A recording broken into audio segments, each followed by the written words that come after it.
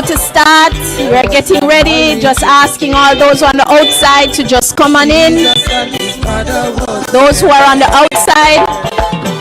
When the wine was sharing, when the wine was sharing, just have a few more persons we're hoping to see. Jesus and his mother was there.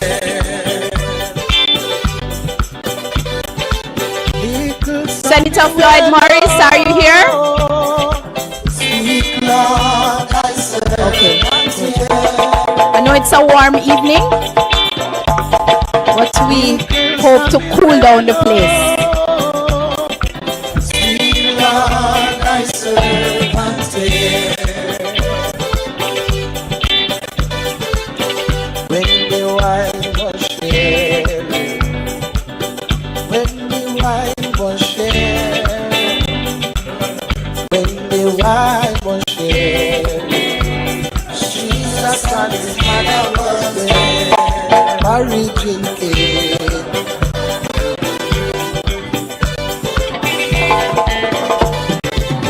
There was a marriage in Kenya. There was a marriage in Kenya. There was a marriage in Kenya. Jesus and his mother was there. When the wine was sharing.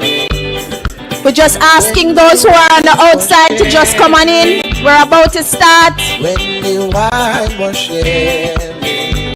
Please don't delay. We know it has been a rainy afternoon and it has been very warm in Black River, but we're going to cool it down, right?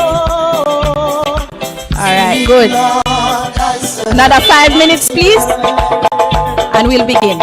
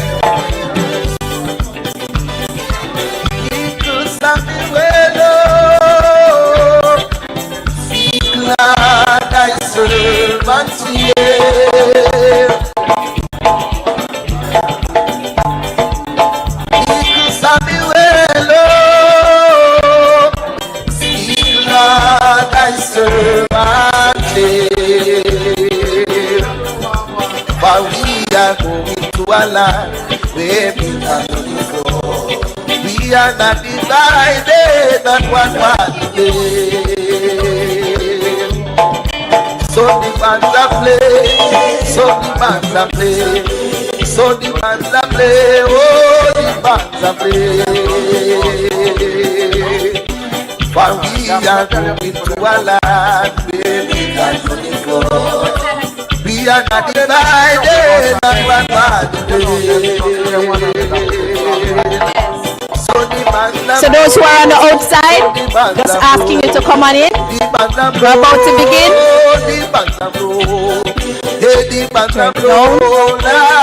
I want to welcome everybody. Those on the inside, Mr. Richard Reynolds, I'd love for you to be on the inside.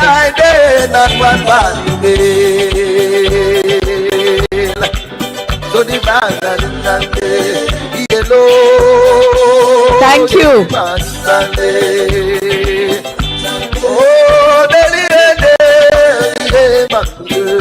Just wait.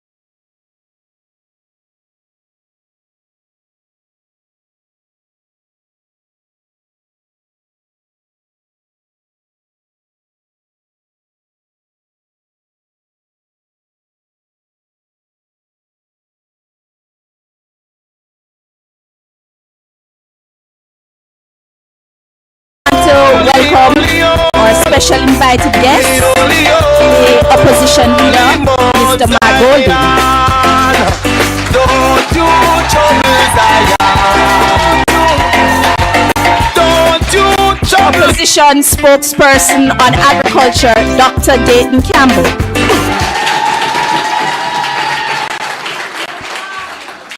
Opposition spokesperson, Senator, forgive me because I had this in order, but Senator Keisha Anderson, Deputy Shadow Spokesperson on Industry, Trade and Global Logistics. And we have in our midst Deputy Shadow Spokesperson on Housing, Senator Floyd Morris.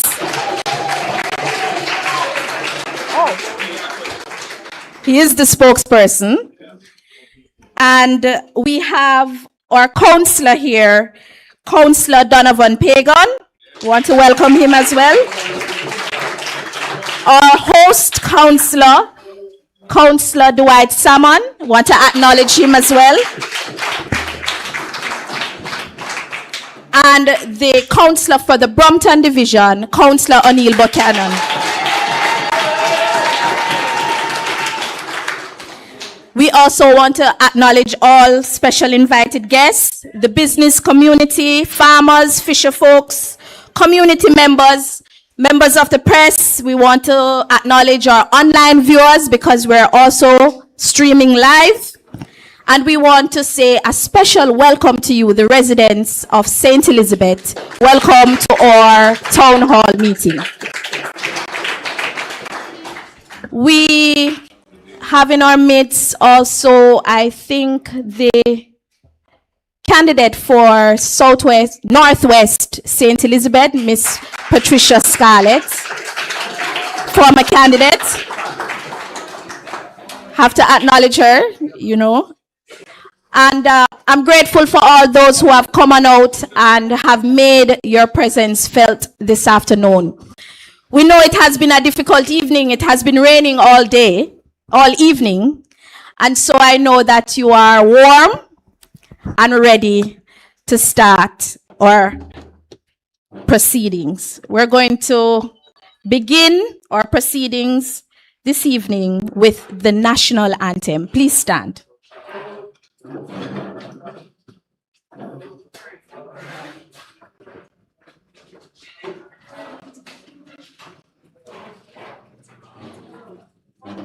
After 2, 1, 2.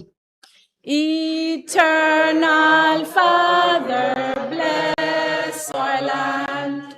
Guide us with thy mighty hands. Keep us free from evil powers. Be our light through countless hours. To our leaders, great defender, grant true wisdom from above. Justice, truth be ours forever. Jamaica, land we love. Jamaica, Jamaica, Jamaica, land we love. Thank you. Thank you. Just one verse.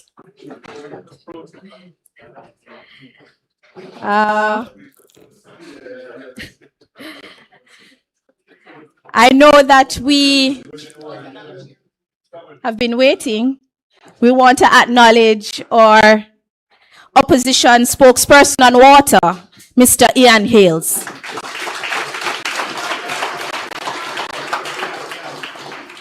Okay, we're gonna begin by asking Mr. David Gillespie to open in prayer for us.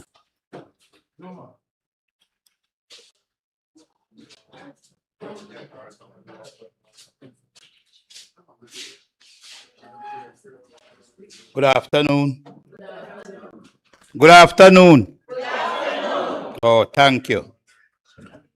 I'm here this afternoon just to say two little words.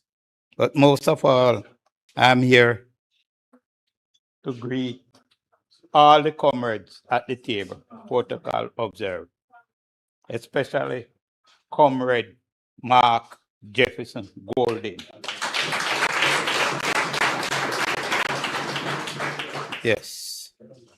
As I am here, it is a good thing for us all to be here this evening. It's a very...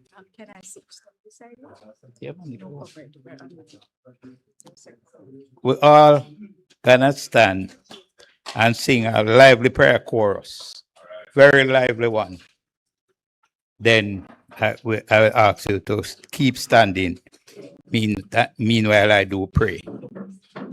Someone give me a lively chorus. We are together again. 1, 2, 3. Together again. Just praising the Lord. We are together again. And one accord. Something good is going to happen. Something good in store. We're together again. Praise the Lord. One more time. Praising the Lord. We're together again. One accord. Something good going to happen. Something good is in store. Together again. Let's praise the Lord. Thank you. Thank you. Keep standing.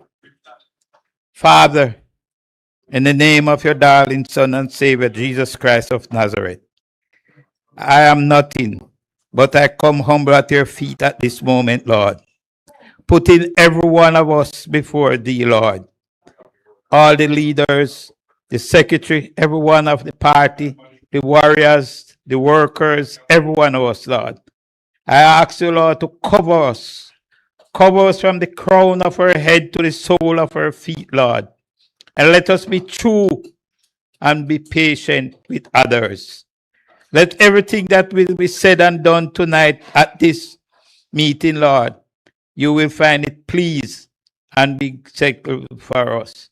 Especially when when Comrade Golding begin to talk, go with him, Lord. Cover him. Cover every one of us, Lord.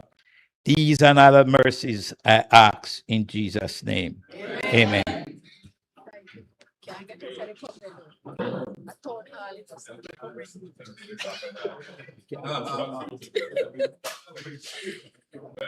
Thank you, Mr. Gillespie, for sharing his word of prayer.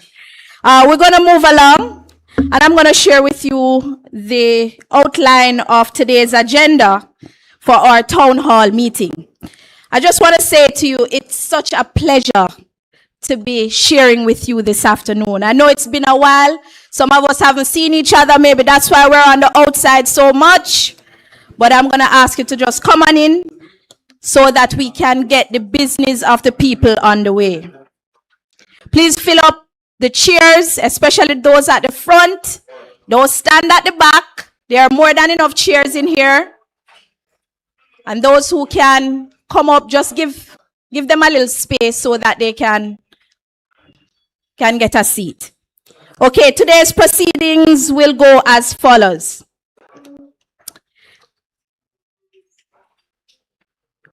We will do greetings after I've done the welcome. Then we'll have the opening remarks, purpose of the town hall meeting. Then we'll have the keynote address, Hurricane Recovery State of Affairs by the opposition leader, Mark Golding. Then we will have the State of Housing in St. Elizabeth by Senator Floyd Morris.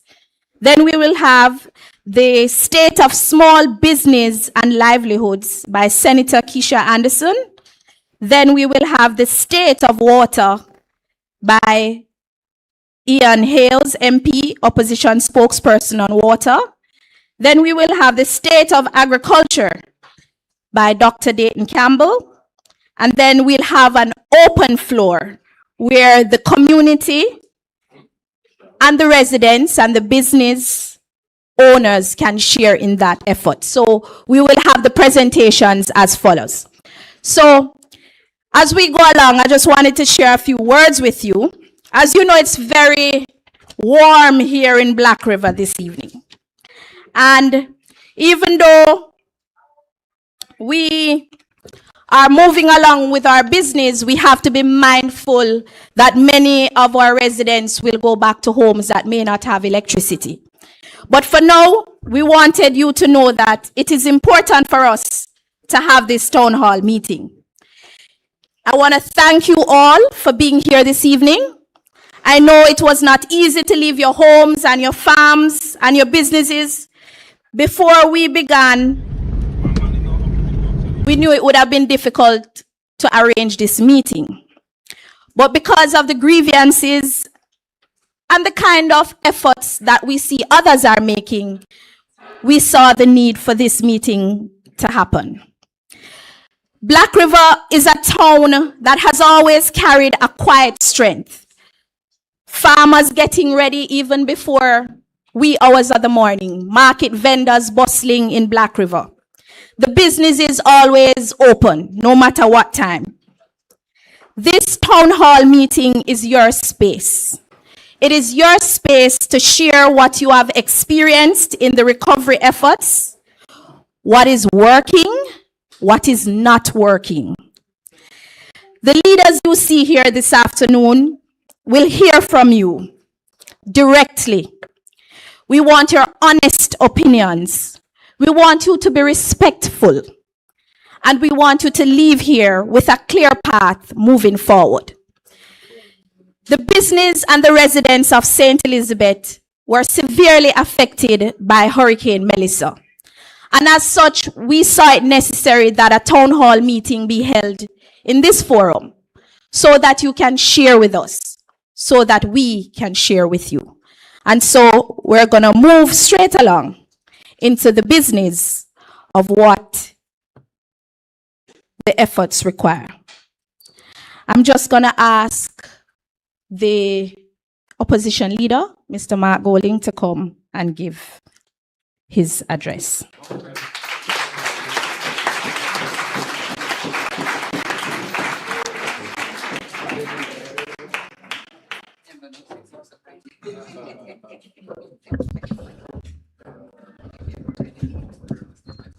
Thank you very much, Madam Master of Ceremonies, Dr. Miranda Wellington. I think that's the first time I may have called you that, ma'am. So it sounds good, eh? Yeah.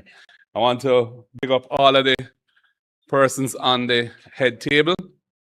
I want to acknowledge all the ladies and gentlemen in the audience. This is not intended to be a political meeting, so I will address you accordingly. I want to thank the members of the media who are here to cover this event as well. And of course, our police officers who are playing an important role, as always, in serving and protecting the people.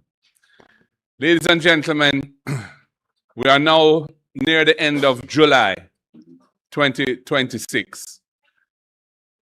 Black River went through, along with much of Western Jamaica, much of St. Elizabeth, Westmoreland, Hanover, St. James, Trelawney, parts of St. Anne, parts of Manchester, a terrible, devastating event on the 28th of October.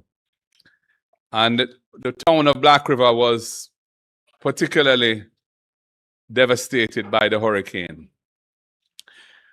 Initially, there was a lot of public relations.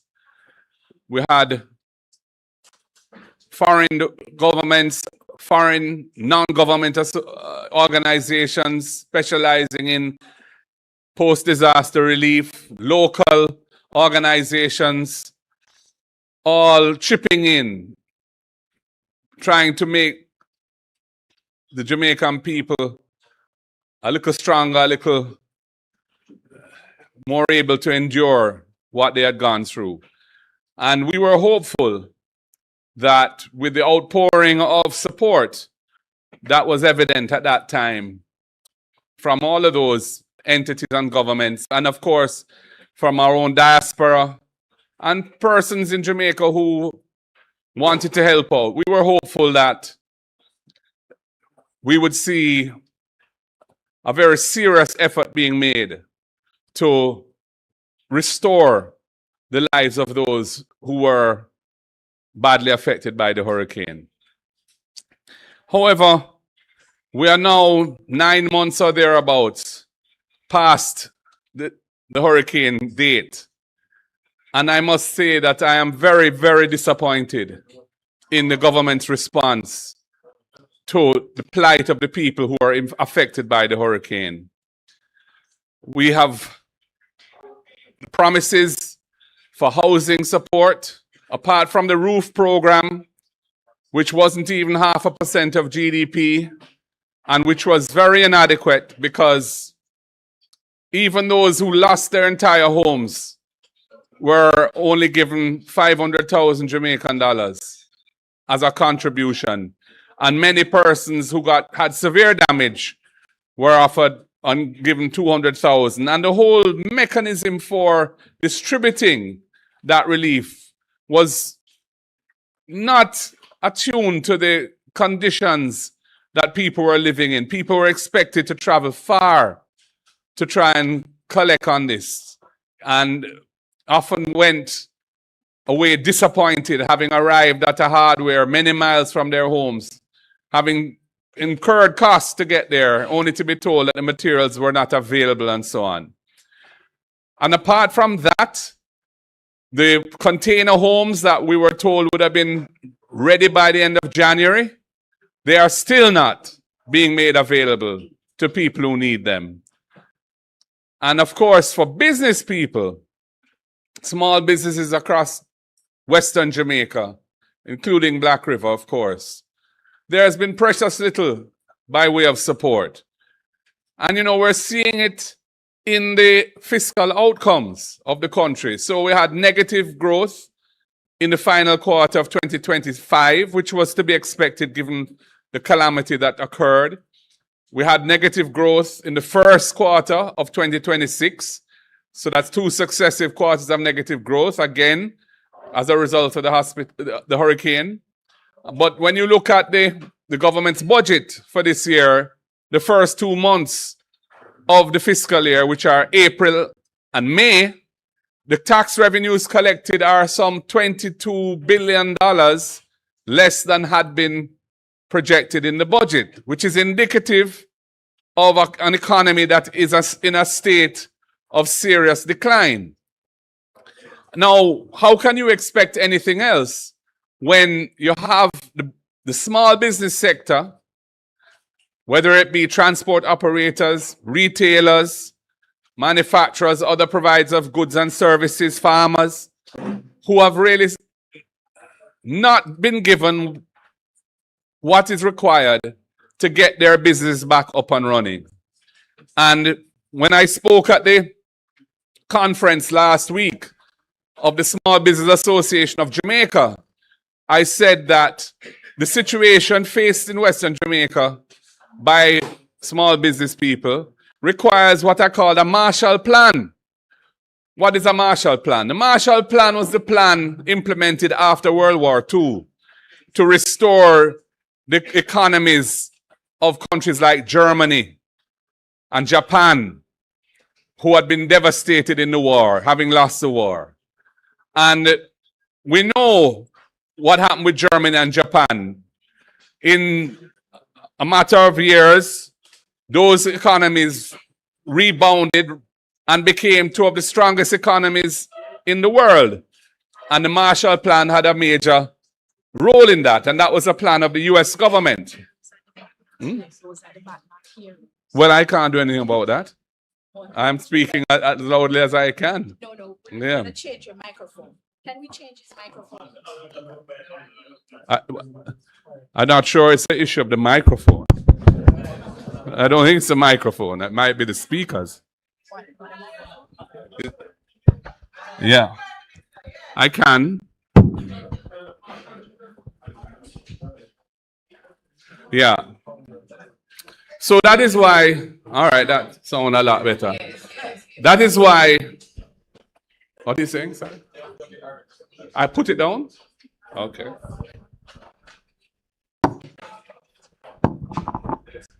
All right.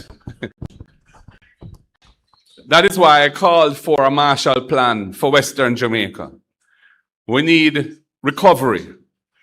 The government's response has been something called NARA. They announced NARA in December. And they said that the international financial community, the main international financial development partners, World Bank, Inter-American Development Bank, had put together commitments of 6.7 billion US to help Jamaica recover. And then NARA was going to be the vehicle to drive the recovery. Well, we're now towards the end of July. The NARA legislation has been passed. We had major problems with it. We didn't like the structure. We think the structure lacks transparency because the extraordinary powers that are being given to NARA and the Prime Minister under the legislation do not require their exercise of those extraordinary powers being made public in real time. There's no need, for example, if they decide to override a decision of a municipal corporation or of NEPA or of any state agency that is involved in the approval process for a project. If they decide to override or modify a decision, which is what the NARA legislation allows them to do, they don't have to publish the information about that. That was one of the main concerns that we had, the lack of a board to ensure that this agency that is going to be responsible for the spending of billions of US dollars with one CEO reporting to a minister who happens to be the PM, that's not an appropriate structure for a statutory body. There ought to be a board of directors in a normal way to provide oversight and governance to make sure that the person who is in charge of running the entity is doing so efficiently in a way that is above board and is executing the policies that have been set for him or her. That was another concern that we have. In the meantime, NARA's purpose seems to have evolved, because when you hear about what NARA is intended to do, they're talking about things like building a new hospital in Kingston to replace the Kingston Public Hospital. That has nothing to do with Hurricane Melissa whatsoever. The re-envisioning and rebuilding of Jimmy Cliff Boulevard in Montego Bay, which is the hip strip.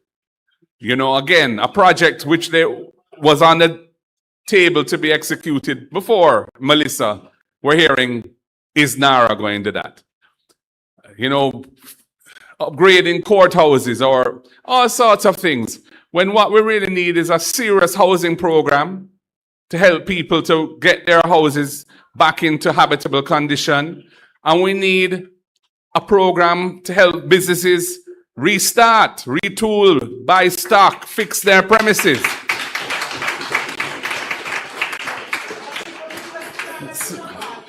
So, we don't even, from what we're hearing, NARA is not even going to be up and running probably until the end of the year, because they have to build out their staff and all the rest of it. They're in talks with international development partners for assistance around the administration of NARA.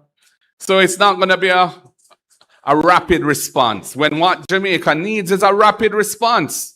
People's lives have been turned upside down. And so I'm very disappointed in the response of the government to this. I must tell you, I would have thought that having gone through the COVID experience, when certain things were put in place, for example, to help tourism workers who had been laid off because the tourism industry had shut down, and even small business owners, if they could show that they were licensed and so on, they could get a grant and that kind. We're not seeing any of that. So the whole thing is totally inadequate, and it is contributing to the underperformance of the economy, and it is to be the subject of serious debate and commentary. And I'm talking about it. I don't hear civil society talking about it. I don't hear the private sector talking about it. But I don't know whether they're afraid of government or what it is. But it needs to be said. You can't sit down in Kingston and things are all right and just assume that that is how Jamaica, the whole of Jamaica is. You know, that is not the case. And we are very concerned about it. We have heard announcements to do with Black River and parity and the building of a new town and so on. Now, we did some research in anticipation of this meeting, and we discovered, based on the research, that some 2/3 of the land in this area are relatively small holdings.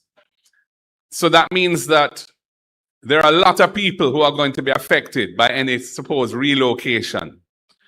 And the concerns of the people, the views of the people and their opinions, their vision for what that may look like if we're going to have a new, what's going to happen to them and their livelihoods, their family land, where their relatives may be buried, if they're fisher folk, access to the sea, all of these things. These things need to be worked through with the people. It has to be a people-centered thing. You can't be just making decisions in Jamaica House or wherever it is and saying to everybody, this is what it's going to be. I understand that Major General Anthony Anderson came down here yesterday or the day before, and I'm glad to see that he came. Maybe he heard about the town hall and decided he would show his face before. Whatever it is, I'm glad he came. But that is not really a structured form of consultation with the people. There needs to be a structured form of consultation with the people to ensure that the people's lives are improved by whatever plan is being executed and developed and executed. Not the reverse, not where some people just think this is the ideal solution and we're going to run with that. That cannot work. And we will intend to be vigilant about that as well. You know, at the same conference, I mentioned transport operators because I've been seeing indications where transport operators and the motoring public is under stress by the way in which the Road Traffic Act is being enforced, where people are being given tickets for fairly very ordinary and unnecessary things. Eating peanuts while driving. Having your phone anchored in a device. Not talking on the phone, you know. You just have it there and they say it's careless driving or something is impeding your view. And this is a country that is under stress. Cost of living is going through the roof. You know, the price of gas has gone up and up. Electricity is going up. Everything is going up. Because even to transport goods around the world now, freight costs have gone up hugely. So everything is being worked through into the price of all products that you have to consume.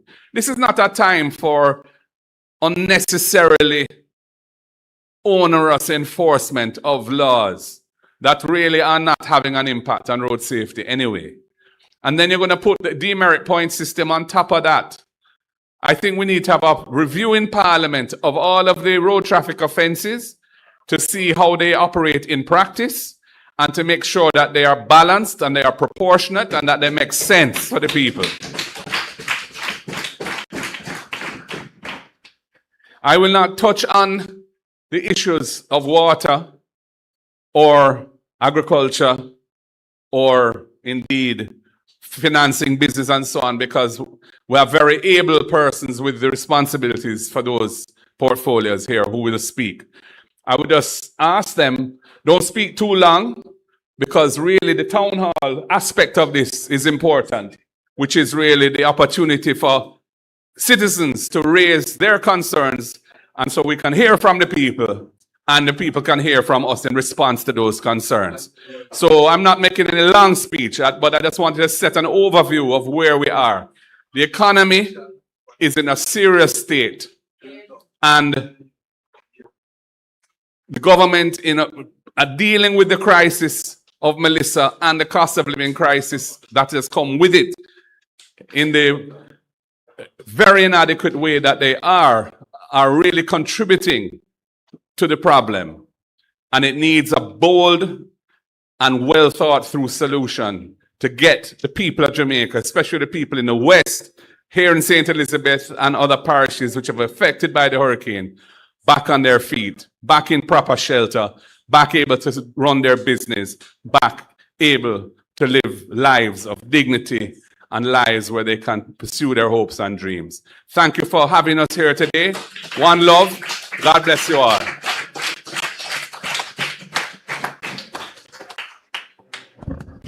Please give Mr. Mark Golding another round of applause.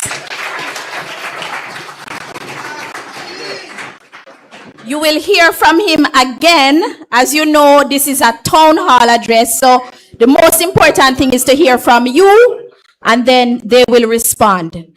But as you know, this town hall meeting is not just hearing from the residents of Black River, but we're hearing from the residents of St. Elizabeth. And as such, we would like to hear from the minority leader, Councillor Donovan Pagan, to give some greetings.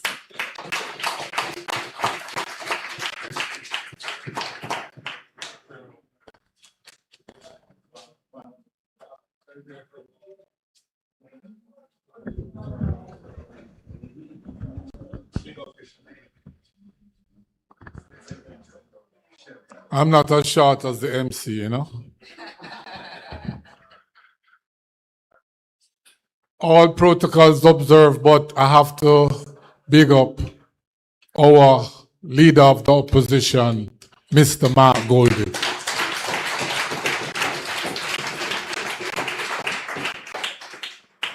Residents of St. Elizabeth, greetings and salutations.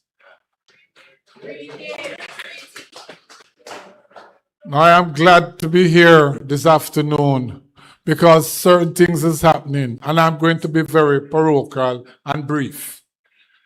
Welcome to the former mayor, my good friend, Everton Seaton Fisher, is in the house.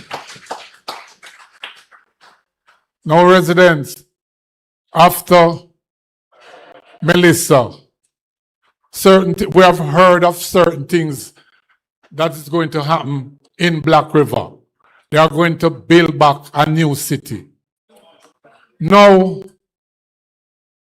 from the hurricane has happened, we have not been invited, the local authority, to any of the consultation meetings.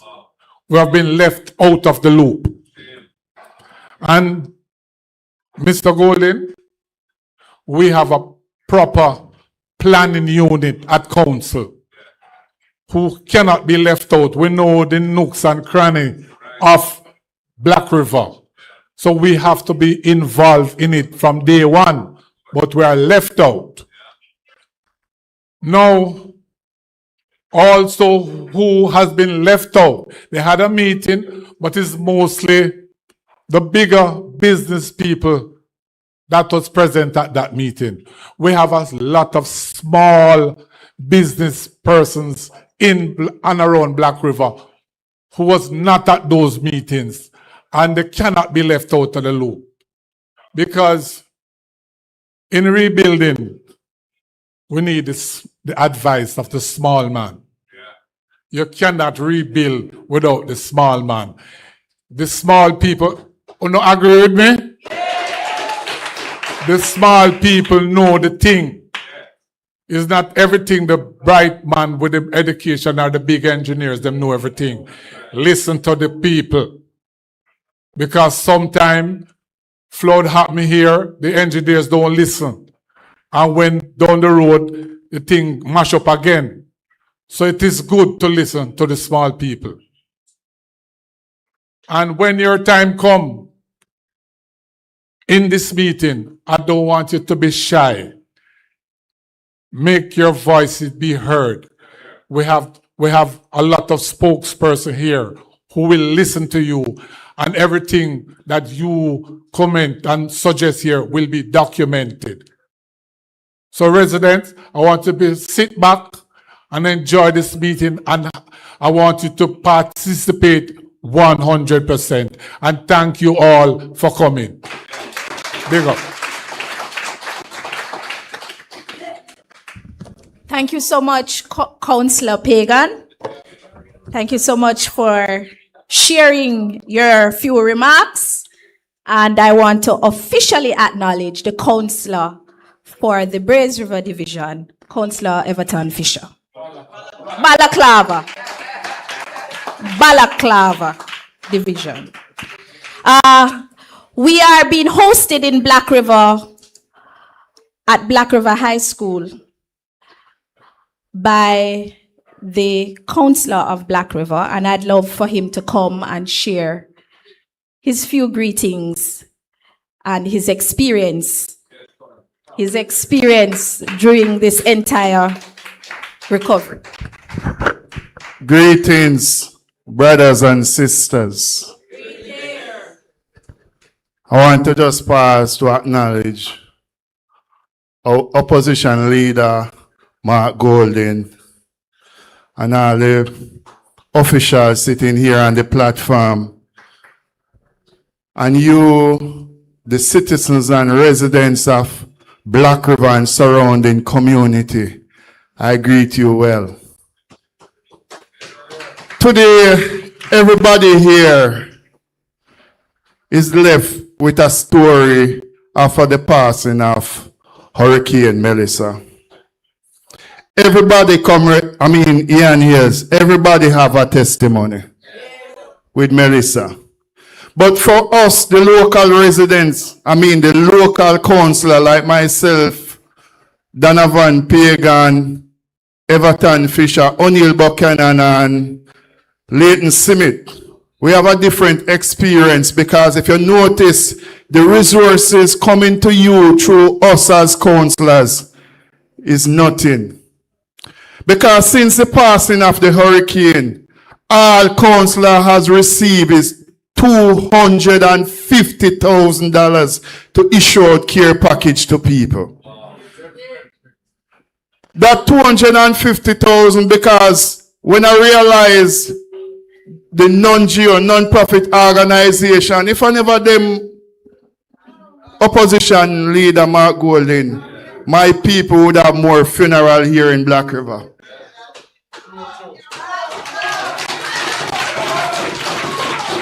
Even myself went to, what the food place name again?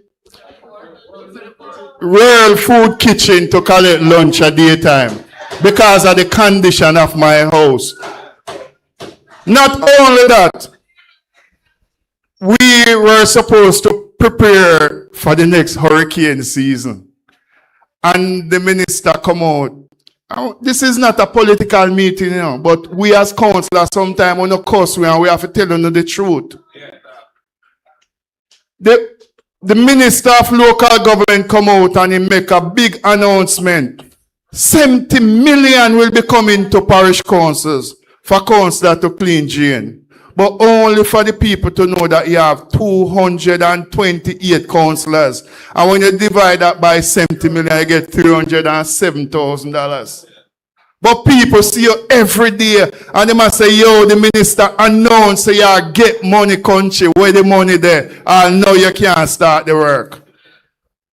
But what I want as Donovan Pagan share with you, I want all of us to have an open discussion and be frank with each other.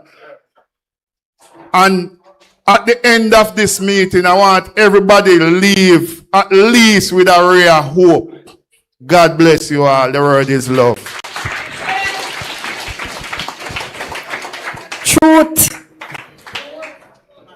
Truth. That's the counselor for the Black River Division. We're going to change up the modality of the agenda so that we can hear more from you, the residents, the citizens. And then we will hear from the spokespersons, because if we allow them to speak, they will maybe not hear enough from you to respond, because the whole agenda of this meeting is to hear from you. So we're going to flip the script a little bit. We're going to allow for the segment where we have the opening of the floor. And what we will have is your questions being addressed by the spokesperson representing that issue. And then they can respond to you in the live. But before we get to that point, let me just outline some of the ways that we can make this process run a little smoother. So as you know, on the platform, we have the spokespersons for various areas. We have the spokesperson on water, MP Ian Hales. Everybody know Ian Hales, right? All right, so he's a spokesperson on water. So when you come up to ask your question, don't ask multiple questions. Maybe ask one or two questions so that when the response is given, he can give it in a wholesome way. And if you hear a response that may address your question, you may not need to ask it again. So we want it to run a little smoother. And then what will happen too, even though we have spokespersons on housing, industry and investment, spokesperson on housing, industry, trade, and global logistics and agriculture, they may be able to answer a few more questions outside of their portfolio. And maybe you can address some of those questions also to the opposition leader. So I don't want you to be limited, but I also want you to be clear and concise. All right, so there's a microphone to my left, to your right. Everybody see that microphone right there? We have somebody recording some of these information. So what you will do is, we're going to ask you to just come up to the microphone, ask your question. We will take that microphone to you if you are not able to move, because we have to be mindful of those who are not able to move so easily, agilely through the rows. Right, just hold up your hand and somebody will take the microphone to you. And then we will ask the responding spokesperson to respond to that question. So we'll take two and then a response, instead of one question, one response. So two questions and then one response. So we're going to open the floor now. We're going to ask the public. We're going to ask the residents of St. Elizabeth and those of Black River, especially those affected. I hope there are residents from Parity. I hope there are residents from Slipe. I hope there are residents from Brompton. Because, opposition leader, I would like to acknowledge that there are times when people do not recognize that Brompton is as affected by this hurricane just as Black River. There is no Black River without Brompton, because Brompton and Black River are sisters, sister and brothers. And so they are just as heavily impacted by this hurricane, and I'm sure they will share their experiences that they have had over these past 9 months. So residents and citizens, this is your time. This is your opportunity to share, and I want you to be honest. I want you to be frank, and I want you to be respectful, because we're also on the media, we're online, and people will hear what you have to say. So we're going to just take the questions now. So anybody wants to start? Mr. Richard Reynolds, you want to start? I know you have a lot to share.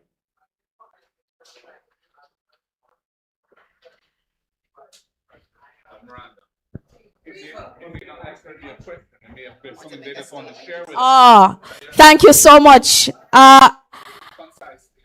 It might not be a question, but it might be a testimony, an experience. Good evening.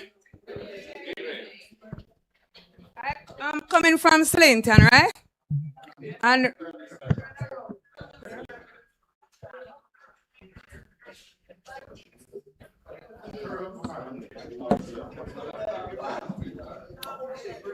good evening.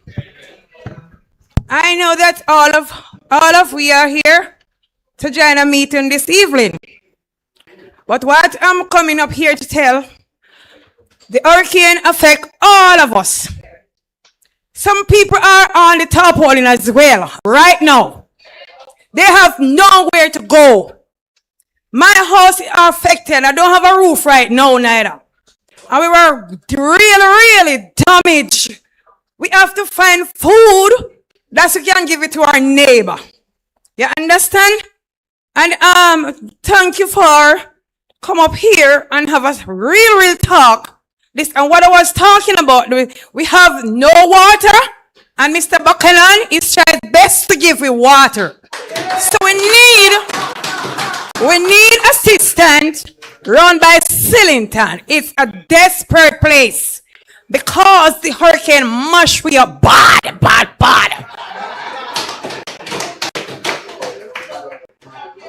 We have 155 chickens and organs. A little man come around here and put in like an assistant to us. He's away from Kingston, right? I went to NIS office and they come on my yard. And them said, them are going to give we, listen lady, make me talk. They said they're going to give we assistant over there. So few people get something. Much of the people, they don't get anything at all.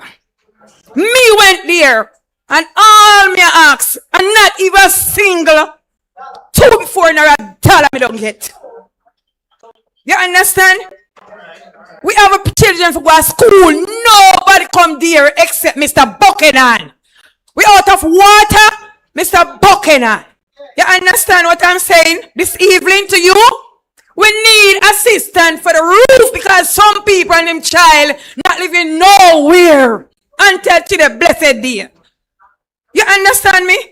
Not even food if whenever Mr. Buchanan we don't eat around here. We don't have anything around here. We need assistance around here. As to the water is the most important too. We don't have no road neither. Food for the poor come there. Listen to me, lady. Food for the poor come there. And I put on some roof and give it water. And them say they can't cover all of the house. And all the house they can't cover. You understand what I'm saying? We need assistance around here. Because no cannibal no live around here. It's a people live in this community around here. So we need assistance around here. It's very bad around here. It's very bad around here.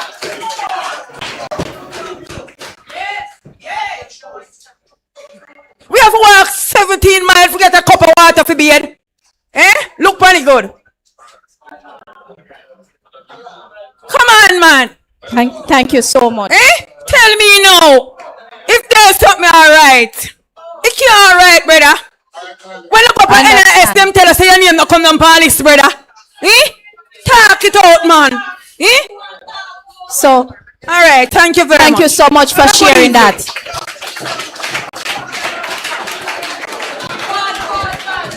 Based on what I'm hearing, she needs a response from the housing, roofs program, and water. What are the possible assistance for those areas? All right, we're going to take one more question and then we go to the responses. Anyway, good afternoon. Me is from Vineyard, about 5 miles out of Black River. And my concern is agriculture me depend at this time.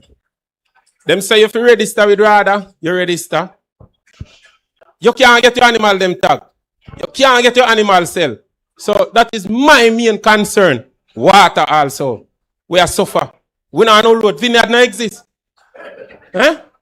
Trust me, man. Me I tell you, me fed up. Bad. But I just show me no easy to give up. But me fed up. You understand? Cause boy fly green a waste of time. You call his name. Waste of time. You understand? Don't mention Andrew. Me no want to hear them. Me no want to see them. Me fed up. Me no know what next. Anything you try a problem. If you come run like a taxi, problem. If you care out your product, problem. Me want me cow fi sell and me can't get me cow sell. Some tag, some no tag. Me want to know what's going on. That is my few words. God bless you all. Thank you so much. I just want to reaffirm that we have to remain respectful despite the circumstances, and we're going to have the response. Can take a few more. We're gonna.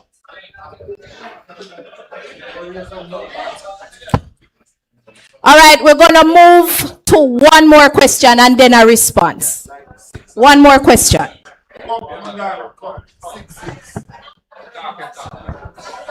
Good evening, everyone. Big up on yourself, comrade. You know what's the TikTok boss this. Big up yourself, Mr. Mark Wallen.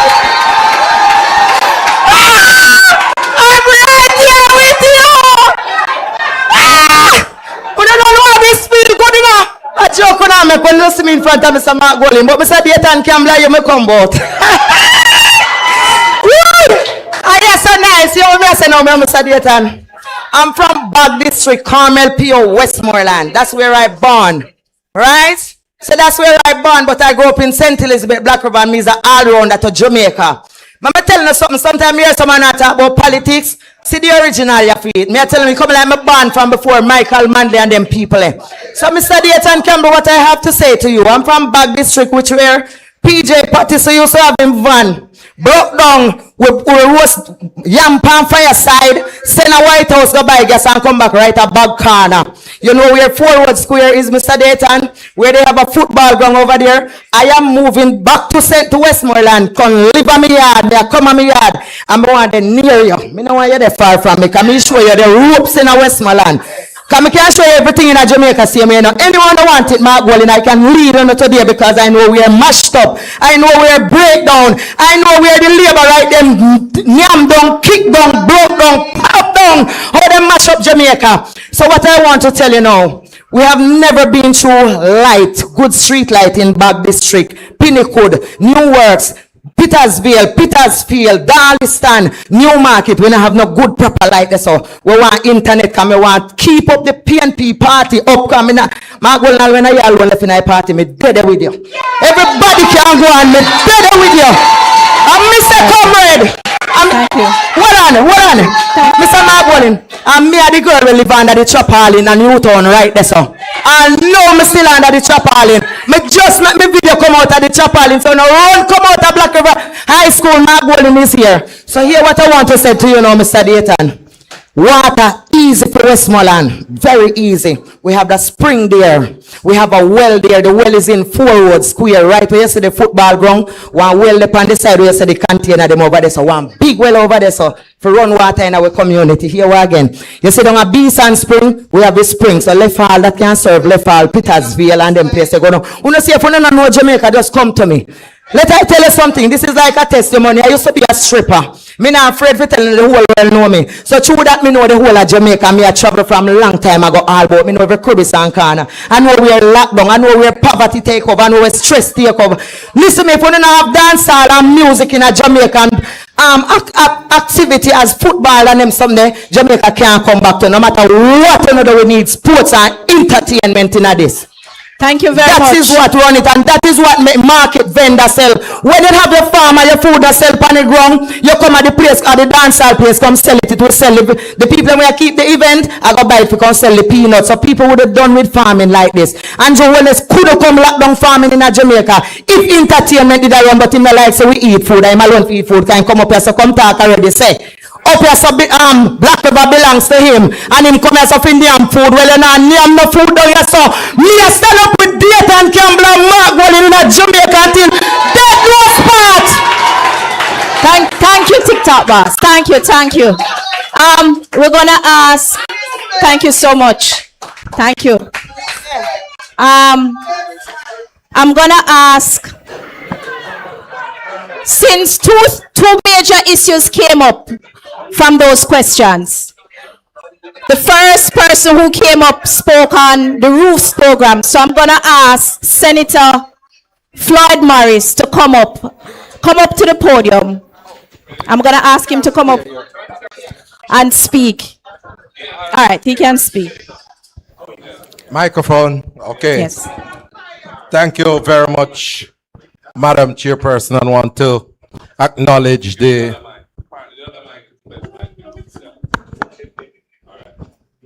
Okay, thank you. I want to acknowledge the leader of the opposition, Mr. Mark Golding, and my colleague parliamentarians who are present here to speak on the different issues. And I must say to the residents of Black River and St. Elizabeth that we in the People's National Party continue to share your pain and your suffering. And that is why the leader has assembled this team to be here to hear the concerns from you so that we can better articulate the issues in the parliament. And I'm certain that you hear us speaking up the issues for you. But when we come to you live and direct like this, you know, we get more ammunition to go back to the parliament with, right? So the issues about the roof program has been raised. And I tell you, residents, I am very annoyed by what has been taking place with the roofs program, because the government indicated that it was allocating $10 billion to assist residents across the country. When they did the assessment, some 113,000 individuals were assessed. And they were at different level. I think they said 40% partially damaged, another 42% severely damaged, and then you have another 18 or so percent that saw their houses totally destroyed. And they have different categories of assistance, starting from 75,000 for minor damage. I think it was 250,000 for severely damaged houses, 100,000 and 500,000 for those that have been totally destroyed. Now, when I listened to the minister who is responsible for labor and social security talking on the radio program one evening, and he said that they have paid out about 8.8, close to $9 billion to individuals across the affected parishes and at different levels. And out of that, remember I said 113,000 individuals were officially assessed. He said 40,000 individuals received some form of benefit. So that means almost $1 billion was left to pay out to over 70,000 individuals, leader of the opposition. $1 billion to distribute to 70,000 households after they paid out that first almost $9 billion. And so I will tell you that I am in the parliament, in the Senate. The leader of the opposition is in the House of Representatives. Dr. Campbell is in the House of Representatives. And Mr. Ian Hales is in the House of Representatives. And Senator Keisha Henderson is with me in the Senate. And we don't hear of no additional funds allocated for the Roots program. And them, when they ask questions, the first thing them run for, because they can't manage me. So the first thing them start to do, of course, me say me blind. But me I go ask them a question. No, because I want to know where is the rest of money coming from to pay the residents, the households across the parishes to get some form of assistance. I said to the Prime Minister, I see and hear that you are taking in third country nationals, 10,000 of them, into our country, which means that you will have to provide accommodation for them. I want to know, are you going to provide accommodation for those third country nationals before those deportees, before you provide the assistance to the other 70,000 individuals in Jamaica who have not gotten any assistance yet? We want to know, because we say Jamaica first. And we say that the people in Black River must get the assistance, because the roof, people still living under tarpaulin, as you have said. And we are here to stand with you tonight, because we want you to get something over your head, proper and decent. Because when the hurricane came, it never searched out for PNP or search out for JLP. It hit Jamaicans, and we want Jamaicans to get the assistance. And finally, before I take the next round of question, they told us that they were going to provide some container homes to assist those individuals whose houses have been totally destroyed. No, so you know did hear? Because I want to know if me make mischief, because me not in the mischief making. I want to talk what they say.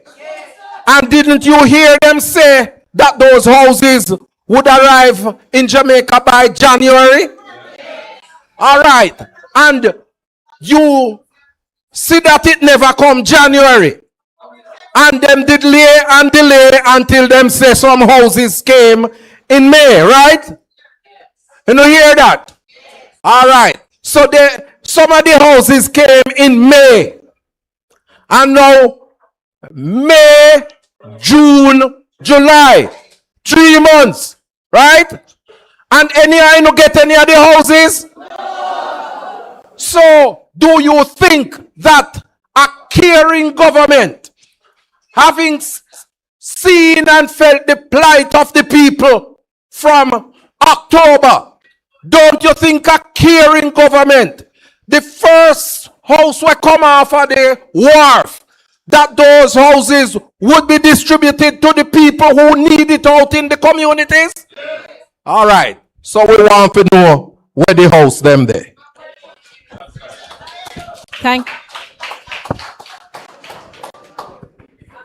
Thank you so much, Senator Floyd Morris.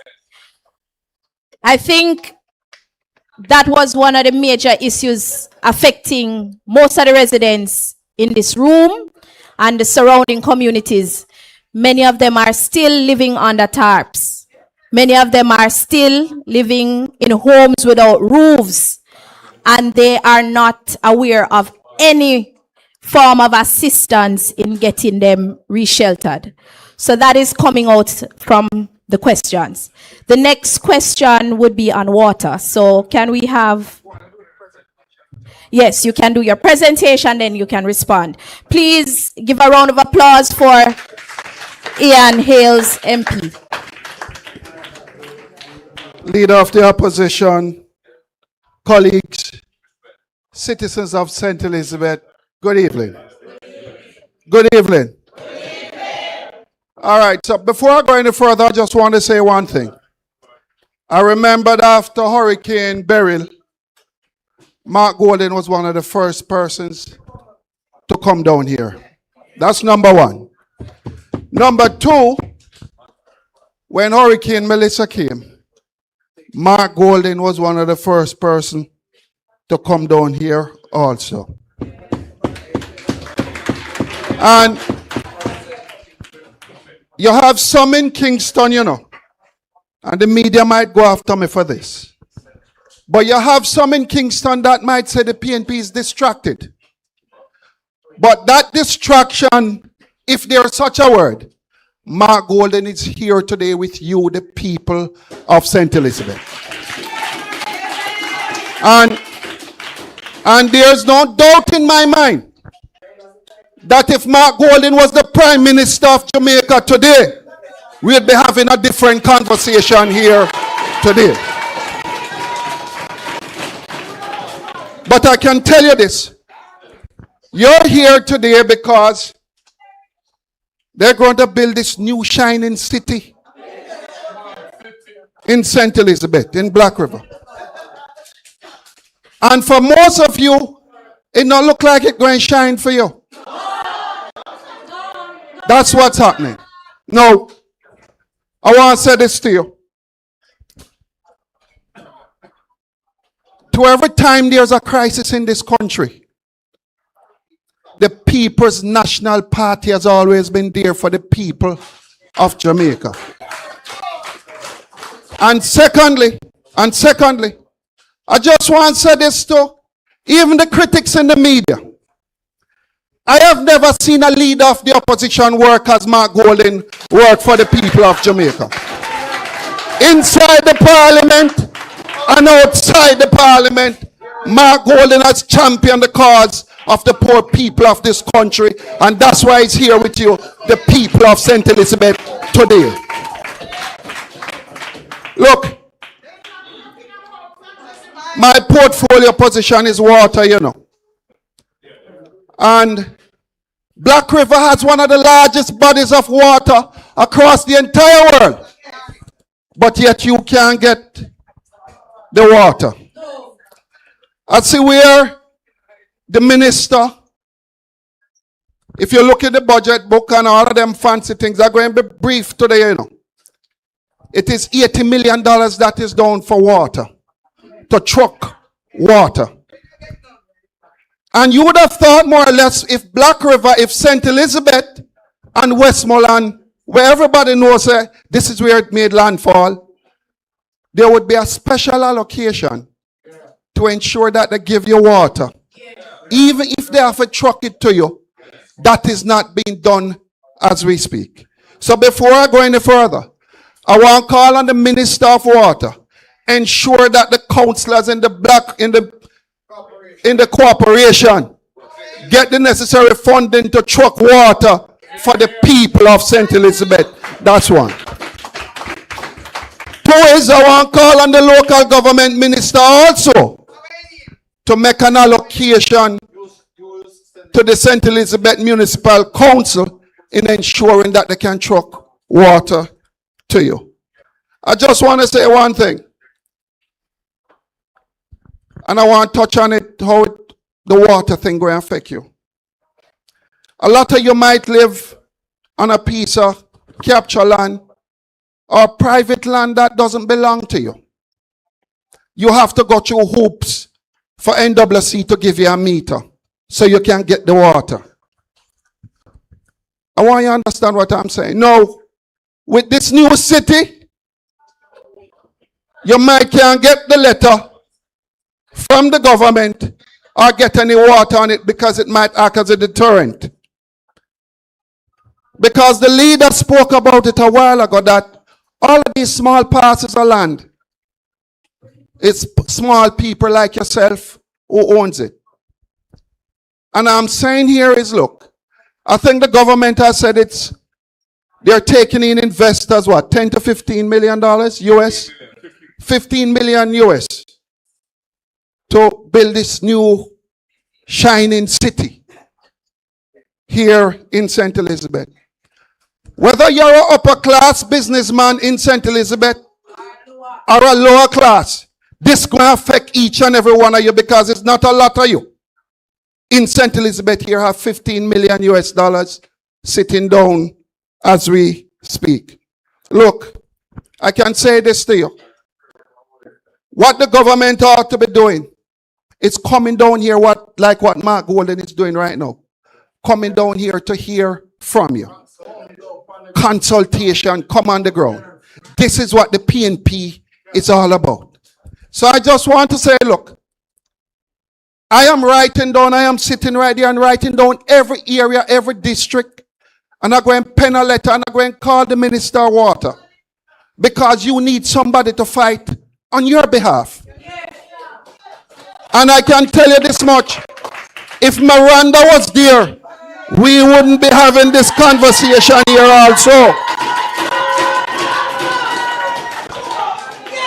But look, we in the People's National Party, we want to know where you fall in the shining city.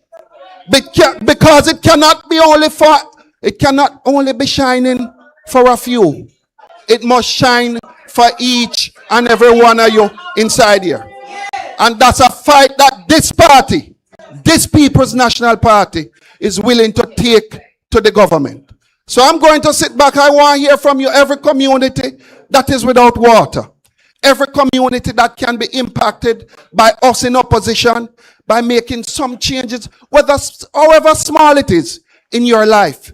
Because at the end of the day, we believe in the people of Jamaica. I thank you, and the word is love.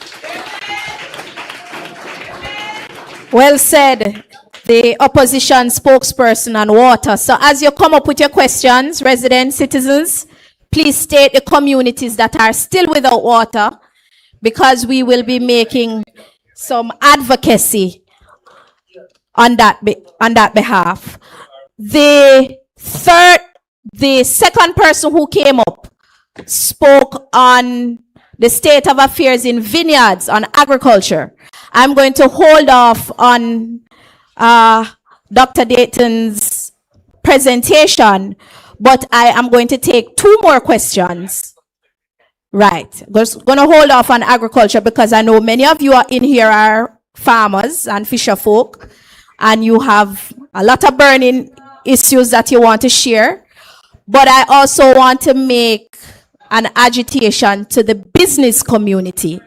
And I know our Senator Anderson is here to share with you on that portfolio. So those within the business community, your time now, if you can come up and share any questions, any issues, factors that are affecting you, because Black River 10 months ago was one of the most bustling, thriving towns in St. Elizabeth.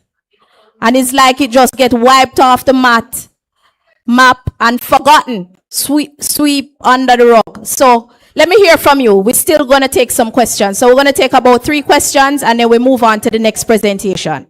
So let me hear from the residents. I think I heard somebody in the back who wanted to share. Just raise your hand and we'll take the microphone to you. You do not have to come up here. Once you stand, we can identify you. We'll take the microphone to you. Right over there. Just raise your hand so that we can see. Go ahead for me.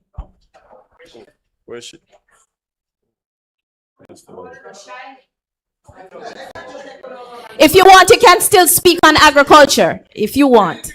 Anything, anything. I am Marsha Watson from Slington. I am in a mixed feeling. If you cut me, when me cry tears, when me not hear say me party up there. I cry so till. And me have my mother who have cataract on her eyes. She is on Mandeville Clinic. I know her eyes cannot be dealt with because we poor. Maybe if me the rich, he wouldn't look after already. And behind that, me have to wash for her, and I cannot get no water in Slington. It is very stressful. Me have to go to people yard and sometimes they make up their face to give me liquor water. So, me tired and me sick and stressed out. Me I tell you, say me stress. Thank you for sharing, Marsha. I know it has been hard for you. All right, thank you.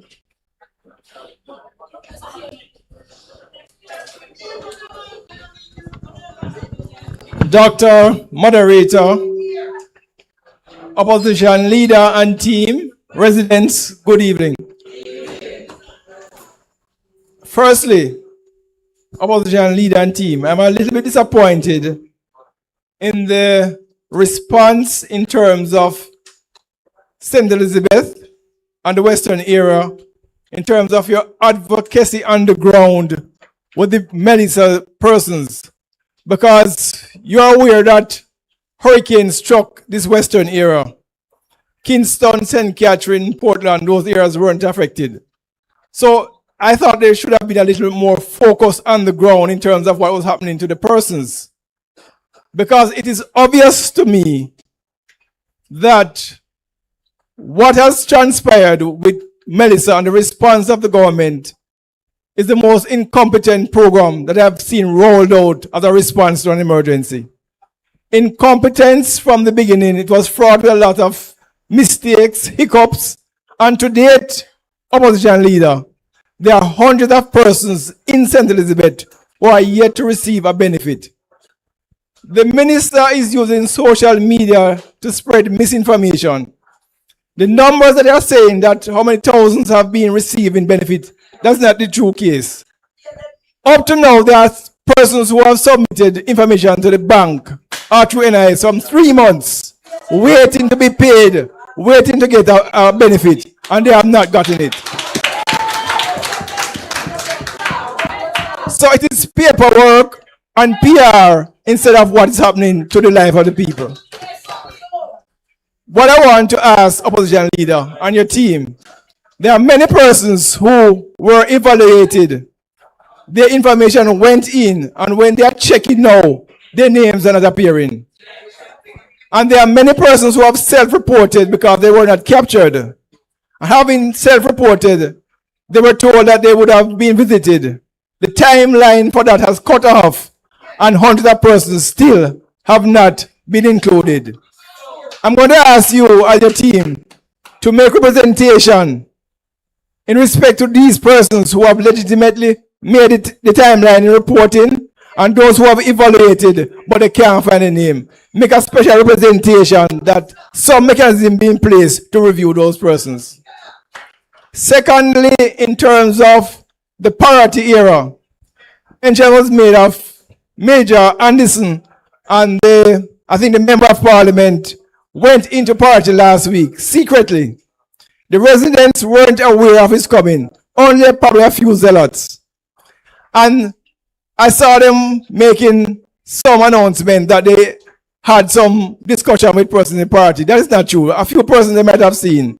And let me say to you that tomorrow, I have been told that tomorrow evening and tomorrow night, they will be in party for a consultation. Most of the persons in party have not been told because they're doing it just to accommodate those who would be for their view. So I want to put it on record for all the people in party to be aware that tomorrow at Basil, they'll have a consultation. Thank you.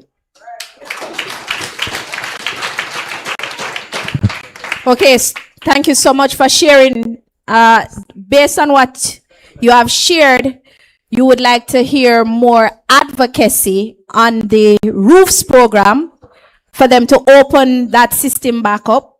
So I think we're gonna, yes, we can take one more question and then we're gonna ask. House is confirming that they are at the right location, and then mischievously they are removed from that location to another location, suggesting that the person has another house. Secondly, the NIS payouts and whatever they're giving out is being political. The house rule from the soldiers is being political. There's a person that was called and confirmed, the soldier confirmed it was the right address, and weeks after when they didn't put on the roof and the person investigated, they moved it to another individual. And they did it so smart that they went into the land tax listing and moved it to somebody with almost the same name as the person that don't live in Jamaica. Got a house via the death of his mother. And they also put his name on the NIS roll to achieve other things. And so most of the people, they think that when they register with the NIS, they are being sidelined and put on other people from the other parties getting through. And this is facts. This is something investigated and experienced by a lot of people. And another thing, why is it, to Mr. Campbell, I would like to get this out. I haven't got this information. Is it a requirement now for a farmer to have food handlers permit? Why I ask you that question, I am in position on my phone with a person getting information from the NIS to get some fertilizer.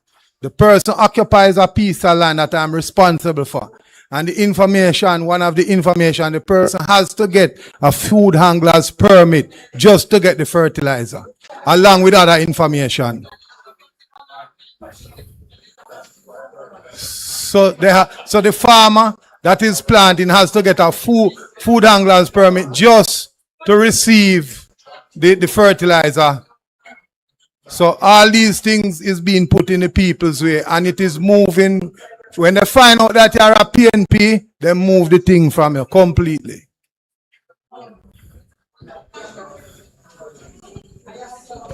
Thank you so much, Mr. Reynolds. So based on what I'm hearing, you're saying is that some of the residents are experiencing political victimization. Okay. Okay.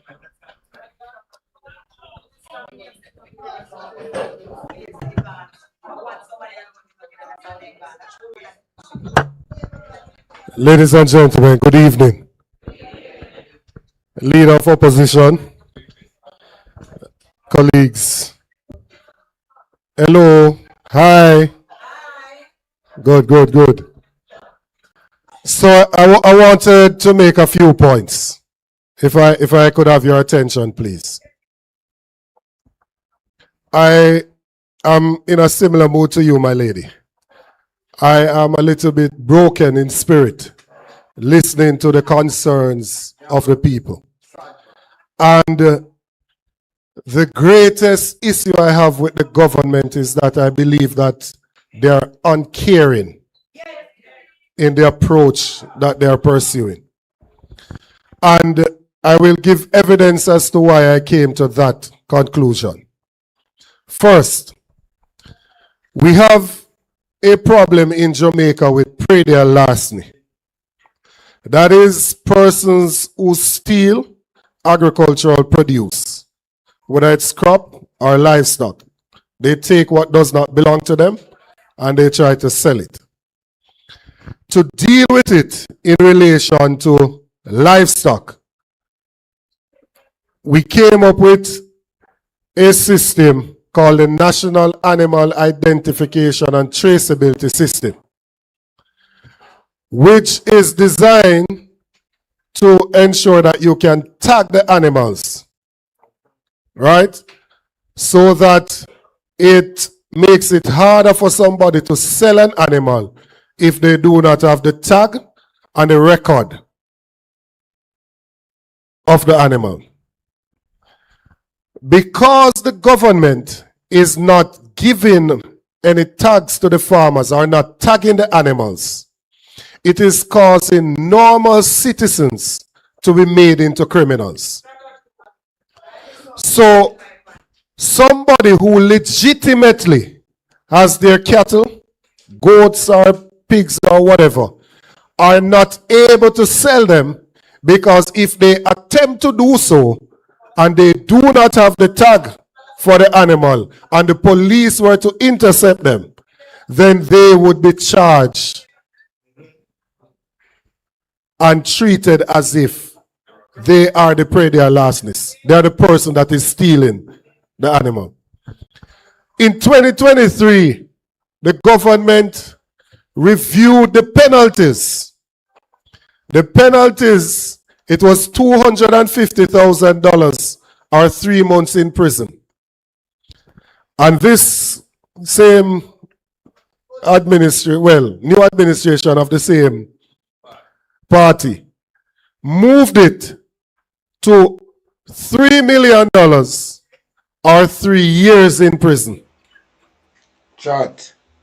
Andrew Wallace one kicking him out. Chat. Andrew Wallace want somebody jump up and down in him blood clot head. Let me, yo.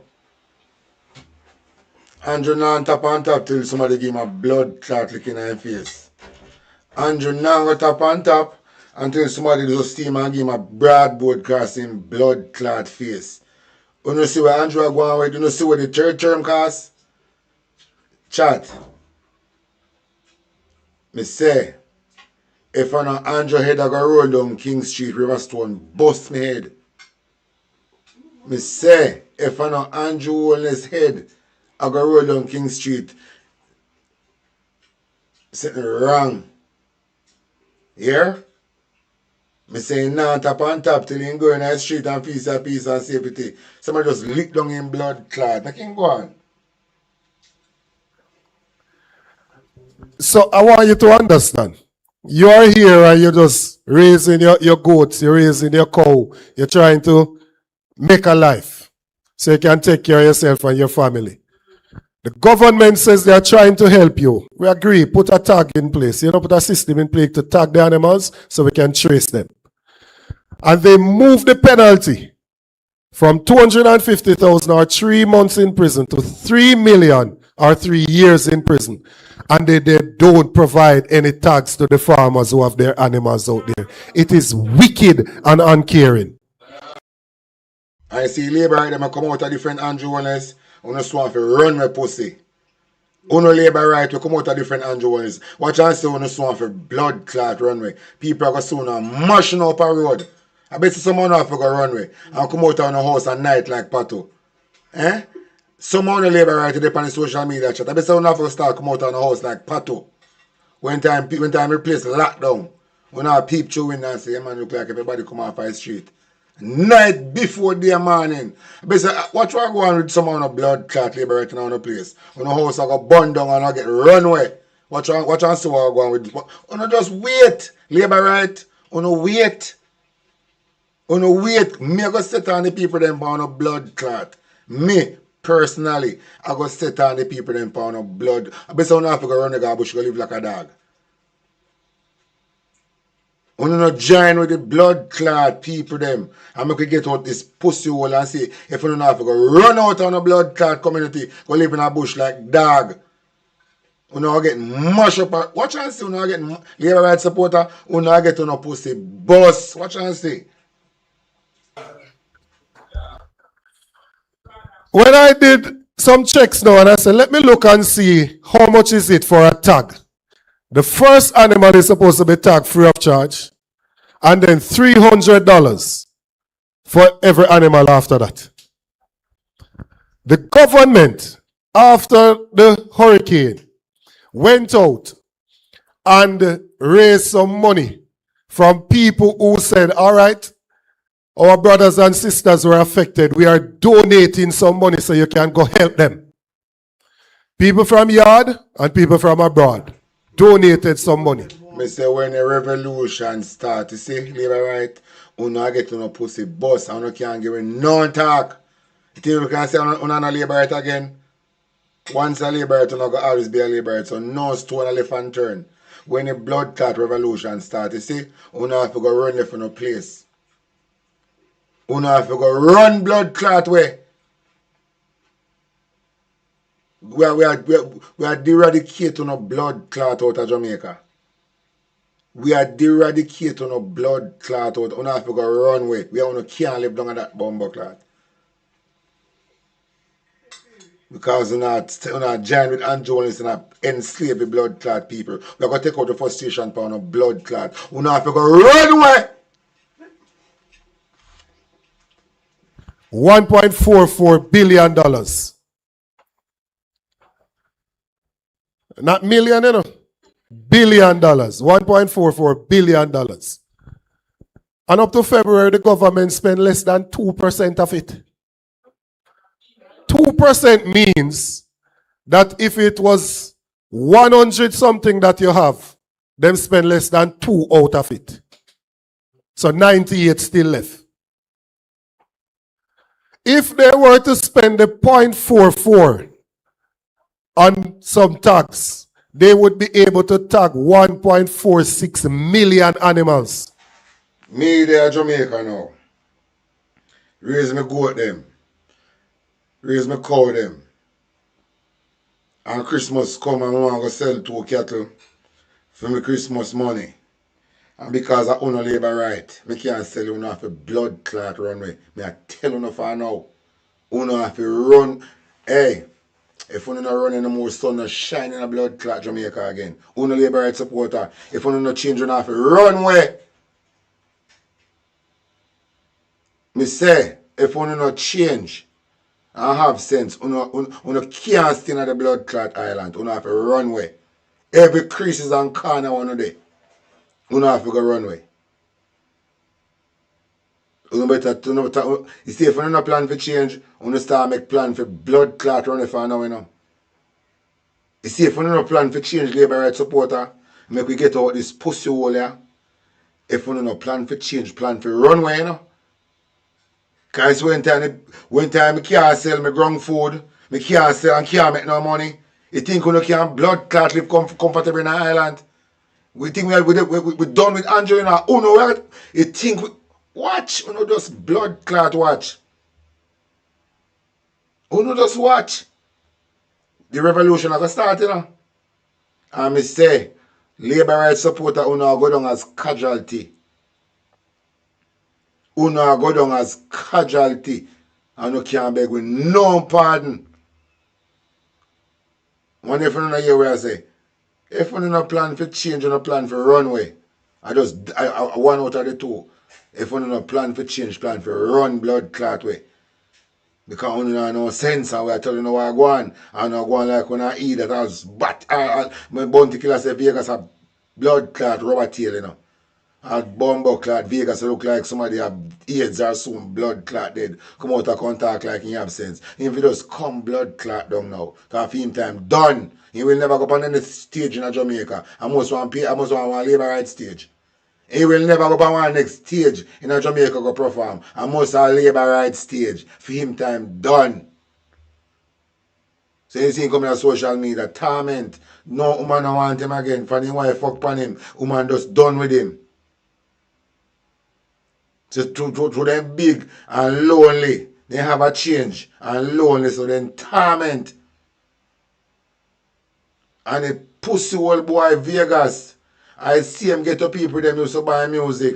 I see him get to people them. He go sing for all over the island till he get a break. And a pussy old Judas boy come and take side with Andrew on the street and have piece of money now.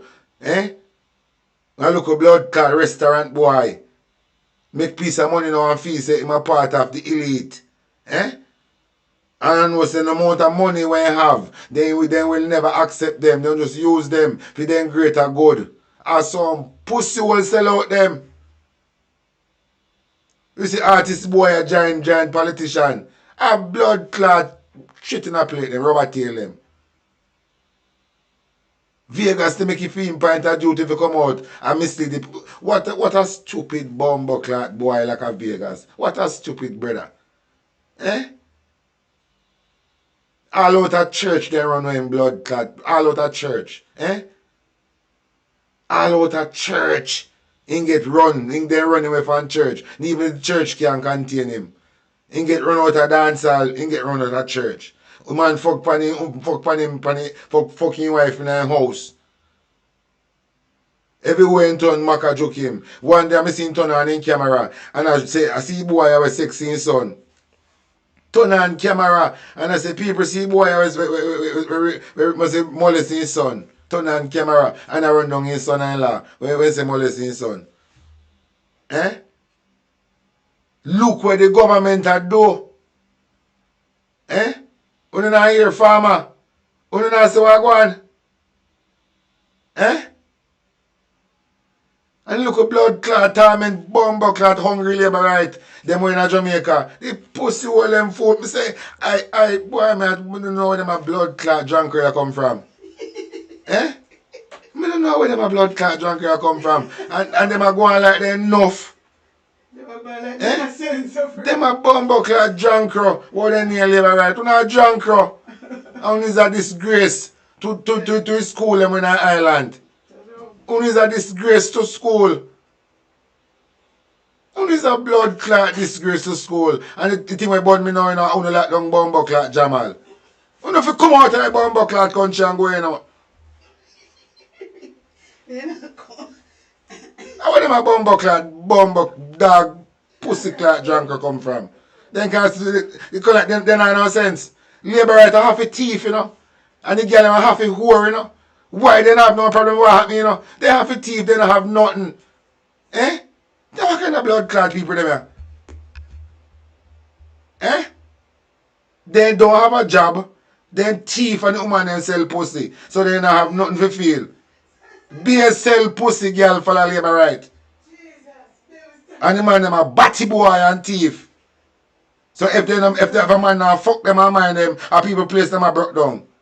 So somebody could have write it sense. And them are sitting there and you still talk about 1 p.m. You don't want some blood clot lick. You don't want people tired in the road make truck drive over no bumbo clot. I want to come from. You know if you come out of the island in the labor right and go suck out on the moment.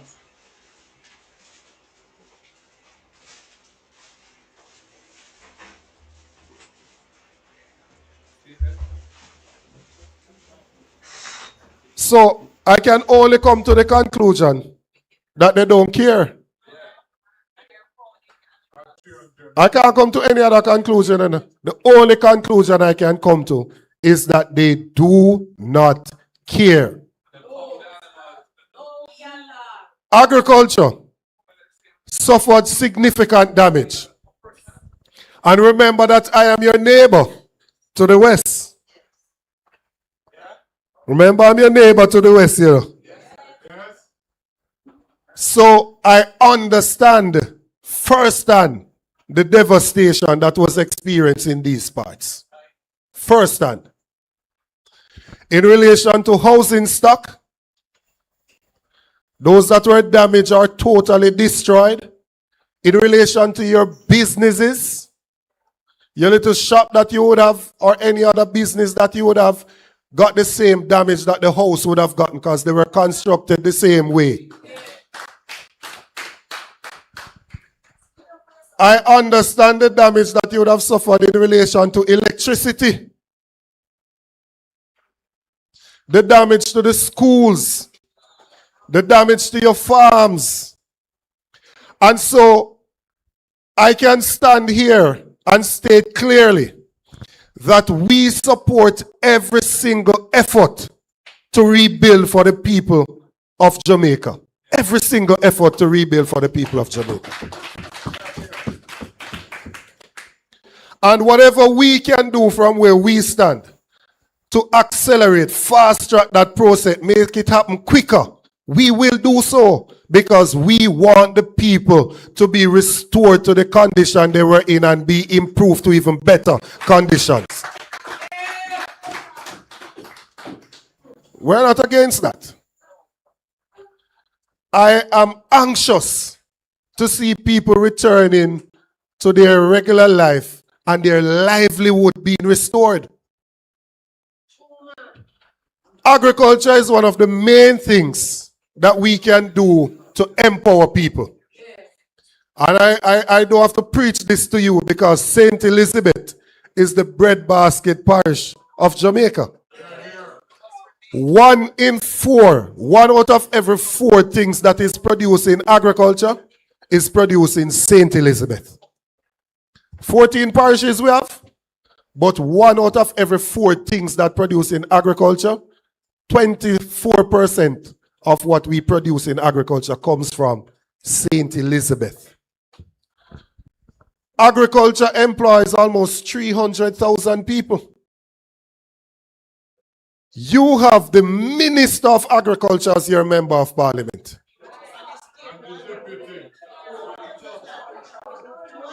The Minister of Agriculture as your representative. And next door is the Deputy Minister of Agriculture in the parish of St. Elizabeth. Both the minister and the deputy are from the parish of St. Elizabeth. When Beryl passed, the minister said that agriculture suffered $36.2 billion in damage directly.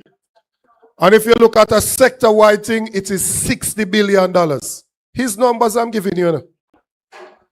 And that fisheries suffered $5.7 billion in loss.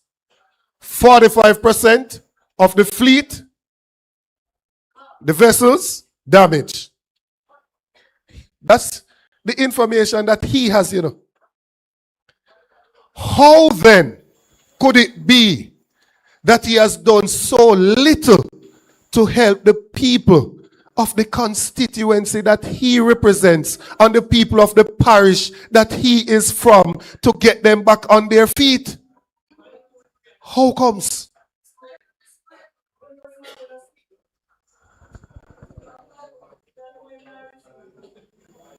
When you go out to do what you're doing, I know that most people here are hardworking citizens who want an opportunity, and you will make it if you get the opportunity. Had we been in government, we would have put a disaster fund in place so that we can respond to these things and respond in a timely manner. And I made this point during the sectoral debate. We would have ensured that the losses that you suffered, that you would have been able in a transparent way, so that nobody could stand up and say that people are benefiting based on the political party that they supported. We would have ensured that people benefit based on the practice of agriculture, the fact that they are registered and bona fide farmers. It is that basis on which we would have used to assist the people. And if we assist you, and you can go back out there, and you can grow your crops and raise your animals, then you could help to restore your own dwelling. You would have been in a position where you're earning your own money, so you can help to put back things in order so that your house can be dealt with, your children's education can continue, and your life can go on. So, the critical point that we are making, it is not enough for the Minister of Agriculture to give out a few sachets of seeds and a few bags of fertilizer to the selected few, and the rest of the people suffer. And give out the exact same seeds and fertilizer to everybody so you get a glut in that particular item. And then shortly thereafter, there is scarcity in the same item. Because there is little planning that takes place in how we are going to respond to these things. I saw where a farmer in this constituency, I think Flagaman, planting onions, was complaining of the inability a few months ago to sell the onions, that they couldn't get anything for it. Fast forward to last week, I am reading an article in the Observer, and it said the market bag, onions now $500 a pound.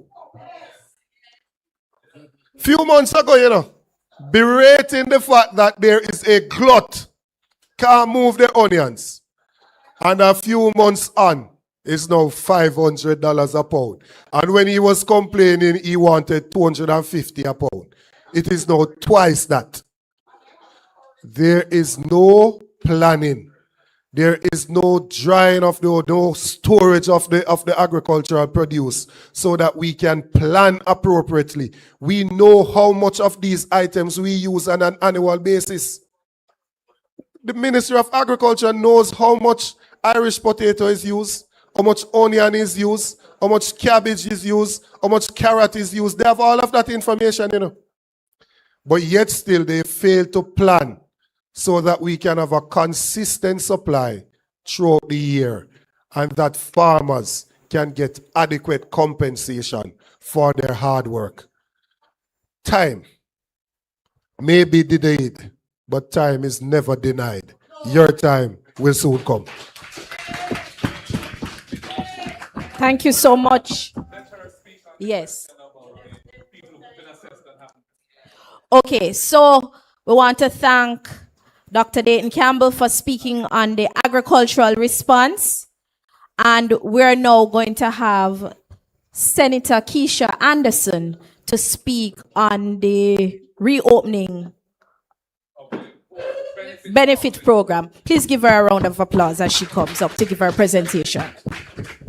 Thank you, Dr. Miranda. Good evening, the people of St. Elizabeth. All right. I must tell you, you're an inspiration to me tonight, and I'm going to tell you why. Driving down here, the rain was pouring. Entering Black River, the place looks abandoned. Wouldn't you say so? So when I came through the gates and I saw the hundreds of people here waiting for their voices to be heard, I felt inspired, and my hat and maximum respect goes to each and every one of you. And I also want to thank and show respect to your counselors, because they so understood the plight and the fact that the attention has moved from the people of St. Elizabeth and out in the West. Because in Kingston, we think everything is normal, In Kingston, when you drive up there, you almost forget that a hurricane just impacted if it wasn't for the economy and the fact that not really going on in Jamaica. You would almost forget that there was a hurricane out there, because they would tell you over and over when you turn on the news that life is back to normal. Is your life back to normal? No. So I really want to thank your counselors for raising the awareness and bringing us here, and the opposition leader for responding immediately. Right. What we must remember, and I want you to remember, the same way you inspire me, you can inspire Jamaica, and you can educate the rest of us, because there's power in your voice. So one thing I heard you say, and in talking to the opposition leader, I said, let me get up and remind you or encourage you or guide you to do, is that a lot of people seem to have been assessed, but nothing has happened, right? You're living under tarpaulin same way. So I suggest that we create a big database. I don't know if the counselors can help you to register your name and the information that you gave, so that we now can advocate on your behalf. Because that's the best thing we can do. Hear what's happening and advocate for you. So do you think you can do that? Yeah, man, give your names and advocate. Because what I think the government is missing is the very fact that besides announcements, there are real consequences when nothing is happening. So if you don't have a roof over your head, and maybe your house was where you had your little shop, not true, where you sold from, and if you can't do business, you can't help yourself, and the same big business people are relying on you to buy from them, you can't buy from them either. So we'll have a shining city with nothing happening in the shining city. So we need to really get you back up on your feet. You heard the opposition spokesperson on agriculture speak very simply that if you're able to provide for yourselves, and the government wouldn't have to give out so much handouts, not true? Because you'll be generating enough income to do the things that you need to do. So what I'd like to encourage them tonight to do is to think about what's happening in the gap. So in the absence of things, real programs being put in place to help people, what's happening in the gap? Businesses cannot restart. If a business can't restart, the people can't help themselves. So they continue to hear the agony of people because there'll be nothing given to them to help them to make a real difference in their lives. So the gap is what we need to deal with. Because a shining city, we want development in a nobody in the opposition will be opposing development. But the development has to make sense and it has to be orderly. And people need to know that until development occurs, what do they do in the meantime? Not true? What you do in the meantime. So I want to really encourage you to get that list going so that we can get a sense of what's happening and advocate for you. We can advocate both in the Senate and in the House of Parliament with your members of Parliament to advocate for real change and bring attention. We need to know your stories so that when we turn on the news, we're not only hearing that everything is good, but we're hearing that the farmers don't have this, the people have no roof, small business cannot restart. The economy cannot do better if small businesses do not do better. I humbly suggest the word is love. Well said. Well said. Okay, we're gonna hear from Mr. Goley. I just wanted to endorse what Senator Anderson has said and to add to it. So we've heard that there are many people who have not yet received a benefit. We would like to assist you to get that benefit. We need the information. We need the names, the district or address, contact number. So we not only can advocate in Parliament, but we can TRN as well. All of the usual things that would help to move this along. We can actually approach the ministry directly on your behalf. If we have that information and say, here are the names of X hundred people or whatever the number is, they say they've been assessed, they haven't received a benefit. What are you going to do about it? The truth of the matter is that the Roost program was funded out of last fiscal year's budget. That 10 billion was in the last fiscal year's budget as amended in the last supplementary estimates. There was no provision in this year's budget for that program. So 1 billion plus is left, according to the minister. 70,000 families haven't yet received a housing benefit. That obviously can't work because that money can't help 70,000 people. So the government has to come with an additional provision, which has to be approved in some supplementary budget. But we're not hearing anything concrete. And in the meantime, the data that we're hearing in terms of the performance of the economy is not looking good. But the government has to do what is necessary. They have the support of the international community. Jamaica has the support of the international financial community. Things can be done to expedite assistance. They just need to put the plan in place and explain why it's necessary, and they will get the support. But they're not, it's just like we're on cruise control while people's lives are at a standstill, in a mess, and people are losing hope and getting more and more frustrated.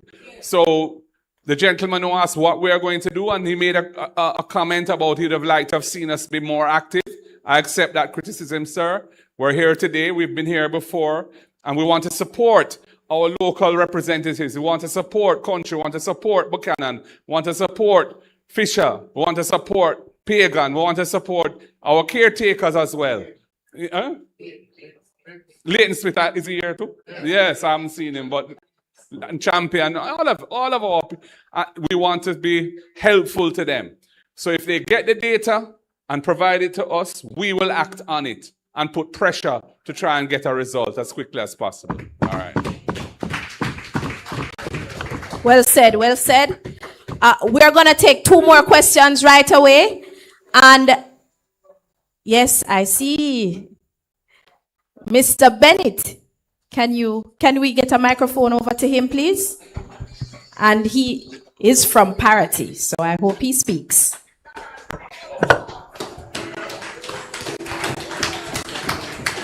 Comrade Leader, good evening. Good evening, comrades. Comrade Leader, I am making appeal tonight on the behalf of Parity residents. Comrade Leader, I lived in Parity all my life. Yeah? And I am asking you and a team to visit us, to stand with us and advocate for us, because the residents, they are very much concerned about their future. Comrade Leader, for context, we only heard about the relocation proposal through media entities. No consultation was provided. Nothing at all was said to the residents on the ground, and neither a proposal on what the residents will do, if this relocation process should take effect. And Comrade Leader, many of the residents of Parity, they depend on fishing the sea. Their livelihoods are at stake. Comrade Leader, community tourism is another big thing in the Parity area, because many of the persons within the area, they take persons to and fro from Pelican Bar, and they would earn a living through that. So if you should take away all that from them, what is it that you expect these people to do? So I am appealing to you, Comrade Leader, to visit Parity, have a one-on-one interactions with the citizens, because they are depending on you to advocate on their behalf.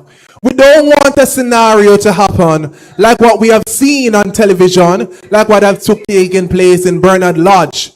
Person wake up, before the dawn and heard their roofs going down. There is no plan for the government as it relates to the people of Parity. It seems as though they want to come in, to divide and rule, because based on information on the ground, they are trying to get people to agree to move, so they can have that information now and try to act in that regard. Comrade Leader, we are standing with the people of Parity, and we need your help to stand up and to advocate for them. Thank you. Well said. Well said. We need to take that in note. And I think there are some other residents here from Parity as well. I know, yes, I know that there has been concern in regards to their electrification. I know many of them are still without electricity in areas in Parity. Can somebody speak to that directly? Which communities within the Parity belt that are still without electricity?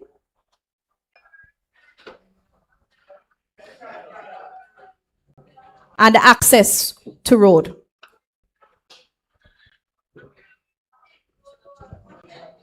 Are you coming around?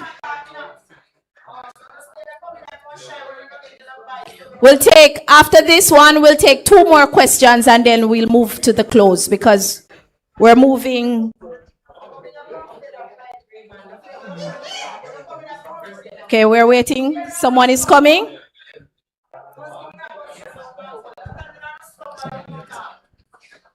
You want to speak? Okay.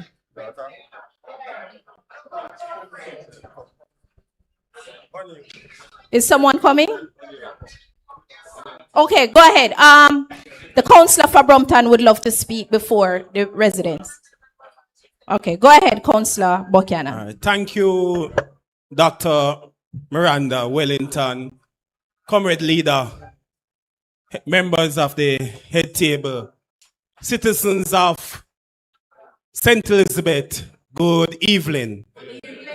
I stand there and I listen, and many of the things that are said is common across the constituency and the parish.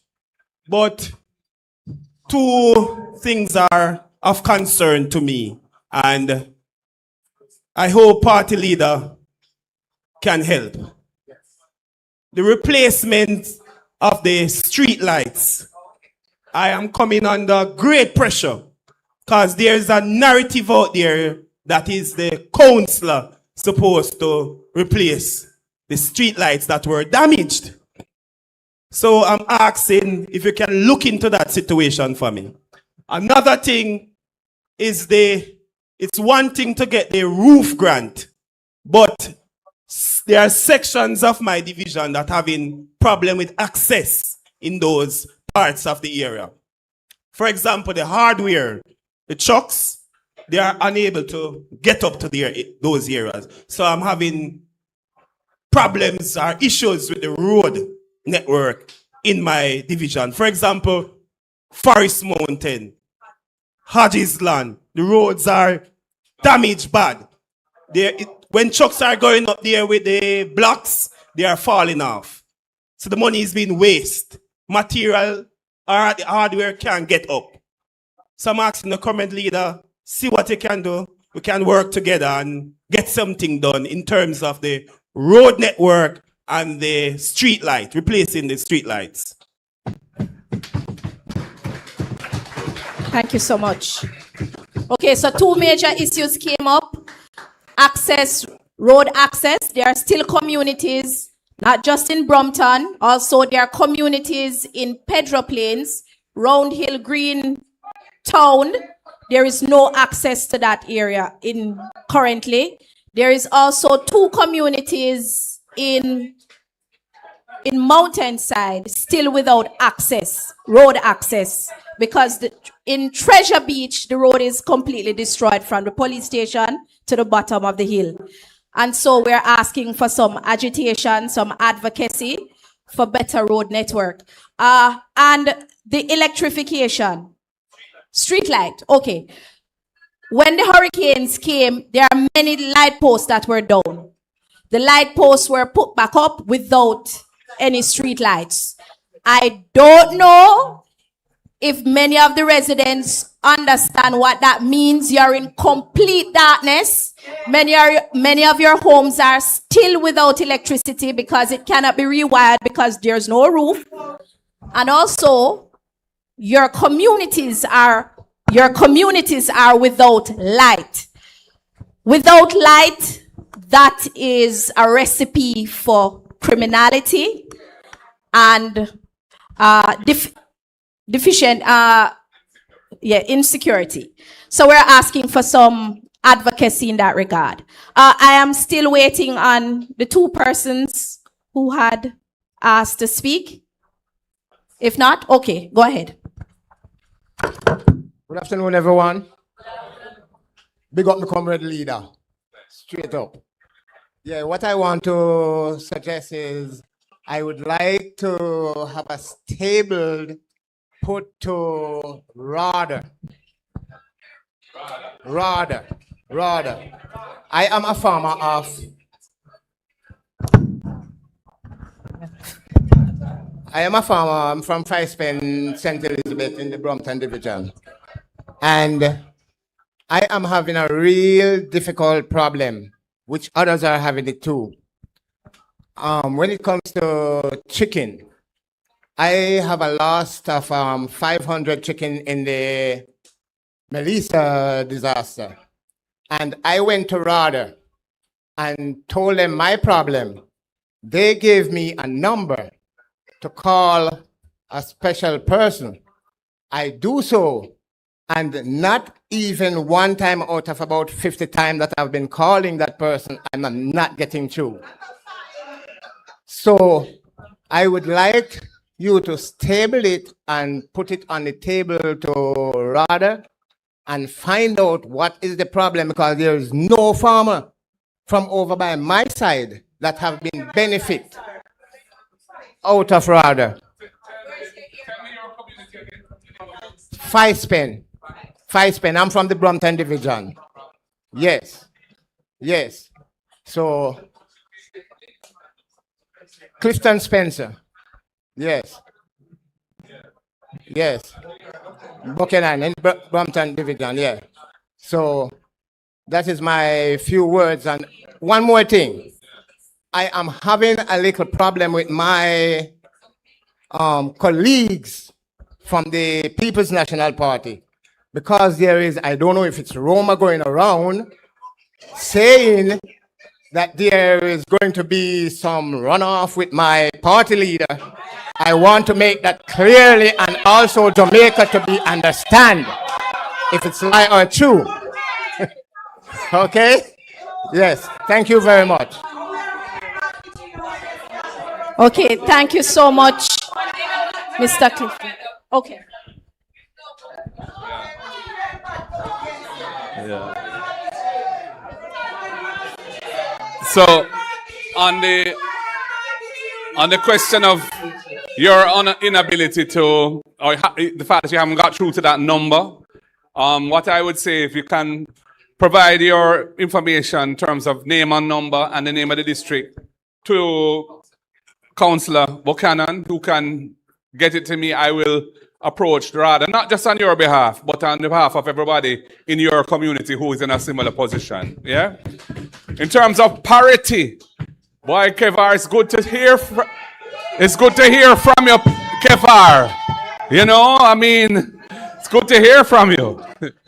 Yeah,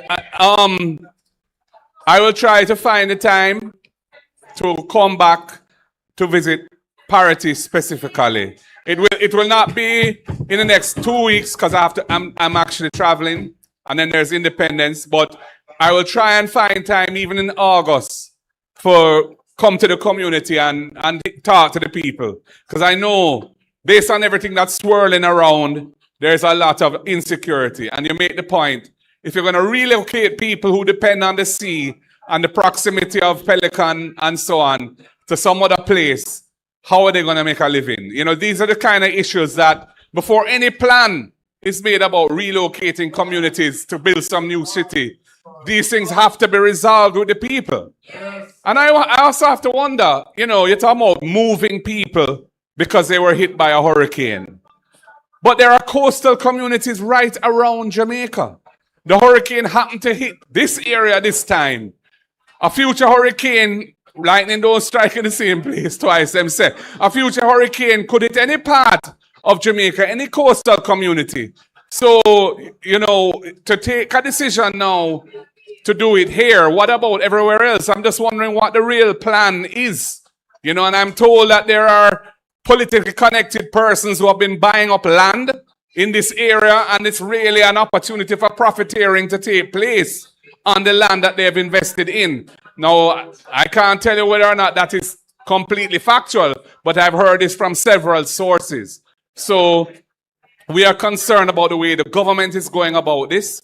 It needs greater transparency. It needs to be more inclusive in its consultation with the people. And the whole idea of it must be a people-centered thing. It must be about helping the people to have a better life, not about any other agenda of any kind. And as for the last point you made, sir, one Marky Jeep on the app. One.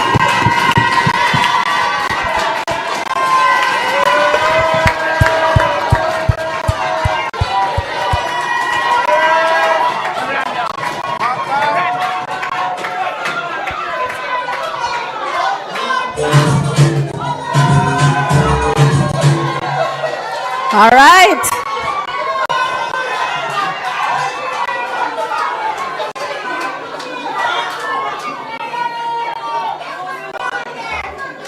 And on that note, final. And that is final. So see una like that, just drop down and dead. That is final. Here, one Marky G. I'm not telling you for a long time. I mean, say one Marky G on the app. Wanna hear me, Prime Minister? Wanna hear me, Prime Minister? That note, and on that one Marky G note, we are gonna ask for one last question. One last question.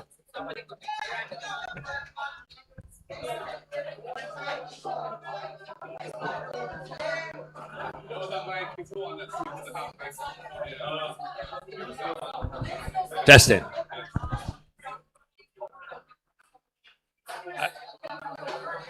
Opposition leader. I'm a pretty shy person. And I was sort of reluctant to come here. But I think I have. Black Beauty, big up yourself, you know, one Marky G on the app. I wanna like it, just drop asleep and don't wake up. Pressing concerns. I'm a retired civil servant. I spent 42 years with the government. I have a little farm. Incidentally, my name is John Bardowell. I have a little farm not very far from here, where I had at one stage 125 mother pigs. Not pigs, mothers alone. I spent a lot of funds developing a farm. And I was devastated by Melissa. Some people call it hurricane. I call it tsunami. I don't know where this thing named hurricane came from. It's a tsunami. If you're to go to my farm right now and see the thousands of zinc sheeting, I am distraught. I am sort of a little demotivated. But a lot of people depend on me in terms of, because we are a slaughtering center. People will bring their animals and we slaughter. We supply. So my problem is not just roofing, where my place was devastated. It is how can I resurrect to become useful not only to myself but to the community that depends on me. And my wife, who happens to have been the president of the Pig Farmers Association, who is off the island and is returning shortly to prepare for Denby Agriculture Show, the Pig Farmers Association. The problem that I have is how can I get a kickstart, a re-injection of funds so that I can carry on. As I said, that there are people who depend on me, not only in the parish of St. Elizabeth, but as far as Hanover and Westmoreland, because Grace Slaughtering Facility has gotten their hit too. So people are relying on us to provide slaughtering service. Can you imagine people taking their pigs now to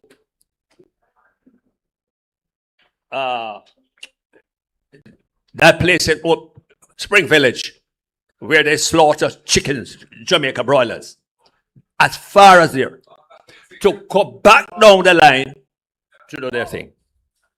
So we are in the mix of things. So that's one aspect. Yes, sir. Having spent 42 years with the government, I retired as the chief motor vehicle examiner for the island of Jamaica. And I remember you touched on the subject of what are minor offenses and people are being ticketed. And that hurts because I was the one that convened the very first meeting to start to review the Road Traffic Law Act. Huh? And that was over 20 years ago it started. I'm retired now 17 years. I see where there is talk that by the Minister of National Security on Deon Jackson's show some time ago, where they talk about educating the public. Total lie. I say that because if in my position, I have never been privy or heard of any consultation, any meeting to apprise people of, not even me know the new road traffic law. So how can the ordinary person know it? I know the inside out of the old road traffic law. And I know that there are aspects of it that are intertwined. And they call it new. The government call it new. I call it a revised edition. Because a lot of the old road traffic law comes over. So it should be a revision of the road traffic law. There is an overlap of what the police personnel are carrying out and what the Island Traffic Authority officers ought to do. Example. A lug nut missing, $10,000. You have 6 lug nuts on your car wheel, or 5. And the police is saying you have 1 missing and you are ticketed for 10,000. What an examiner would do or ought to do is to issue in law a warning notice for a minor offense. Any little thing like that is not detrimental, and it is a prerogative of the certifying officer in the Island Traffic Authority to say, hey, you are missing. I'm going to issue a warning notice and you bring the vehicle to me within 7 days. And let me see that you really did it. What an injustice!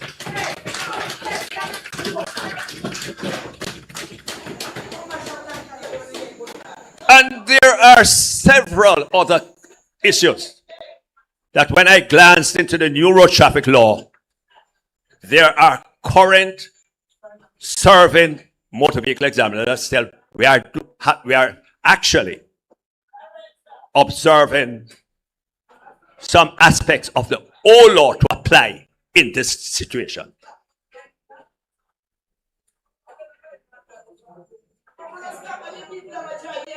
So what I'm asking you in your capacity as opposition leader, in the Senate as a senator, any parliamentarian, is to take task, advocate on behalf of the people who are unaware of the law of this country. Basic rights.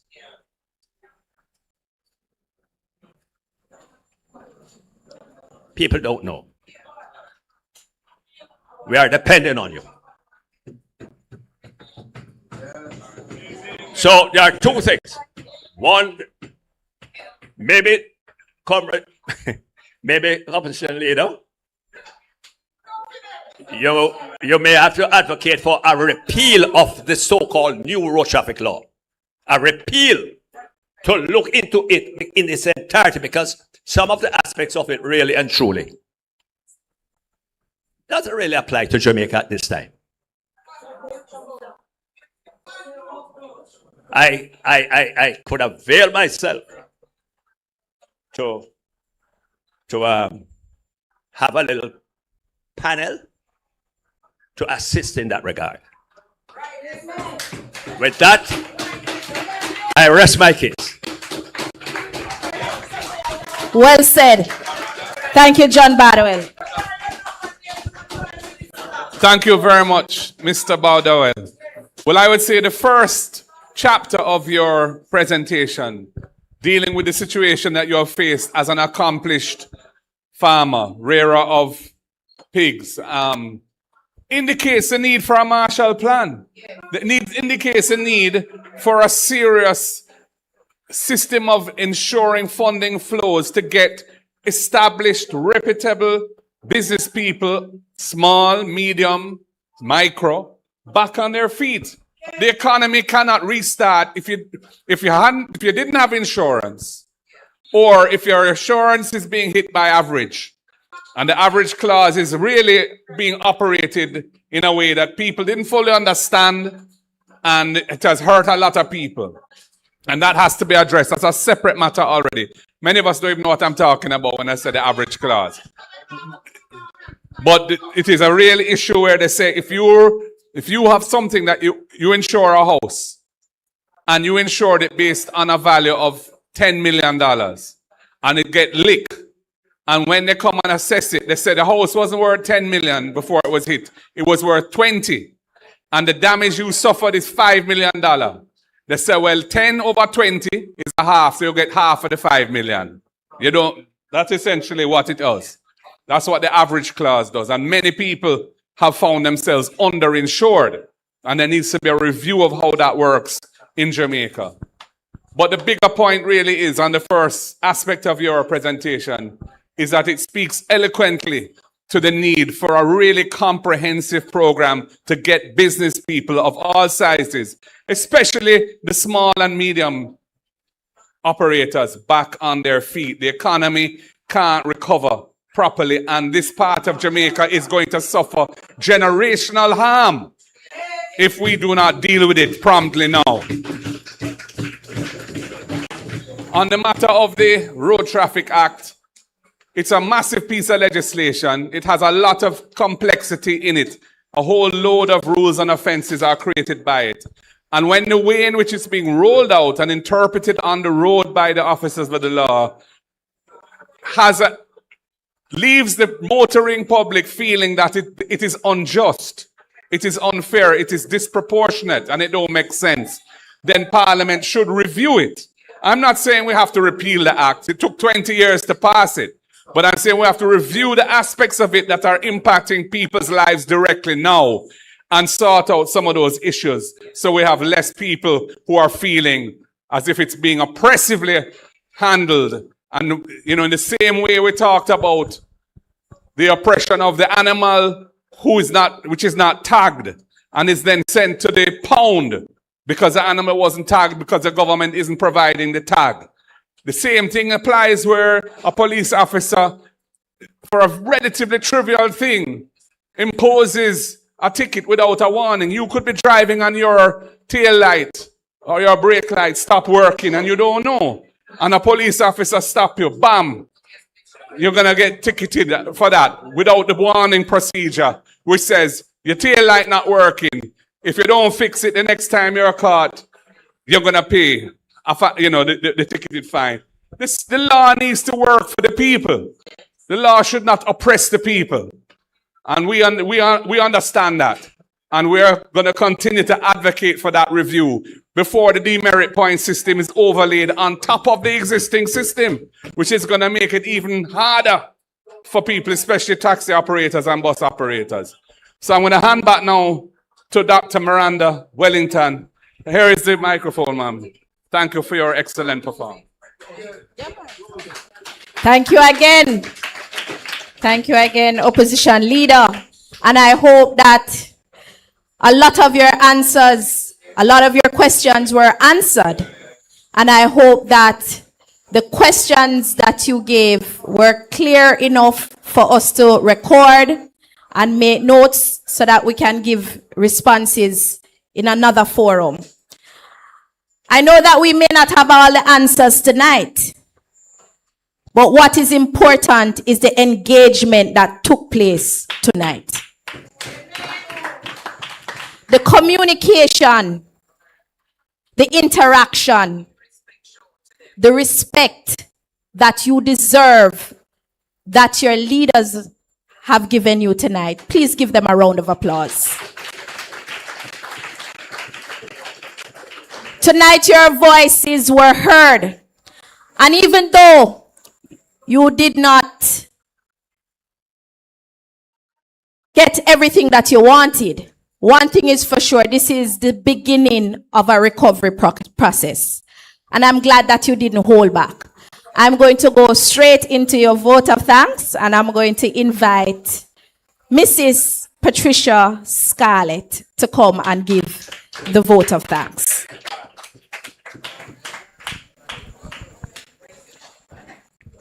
Good evening, everyone. Opposition Leader, other members of the head table, it has been such an honor to be a part of this wonderful event and to be working with a team of people who truly cares.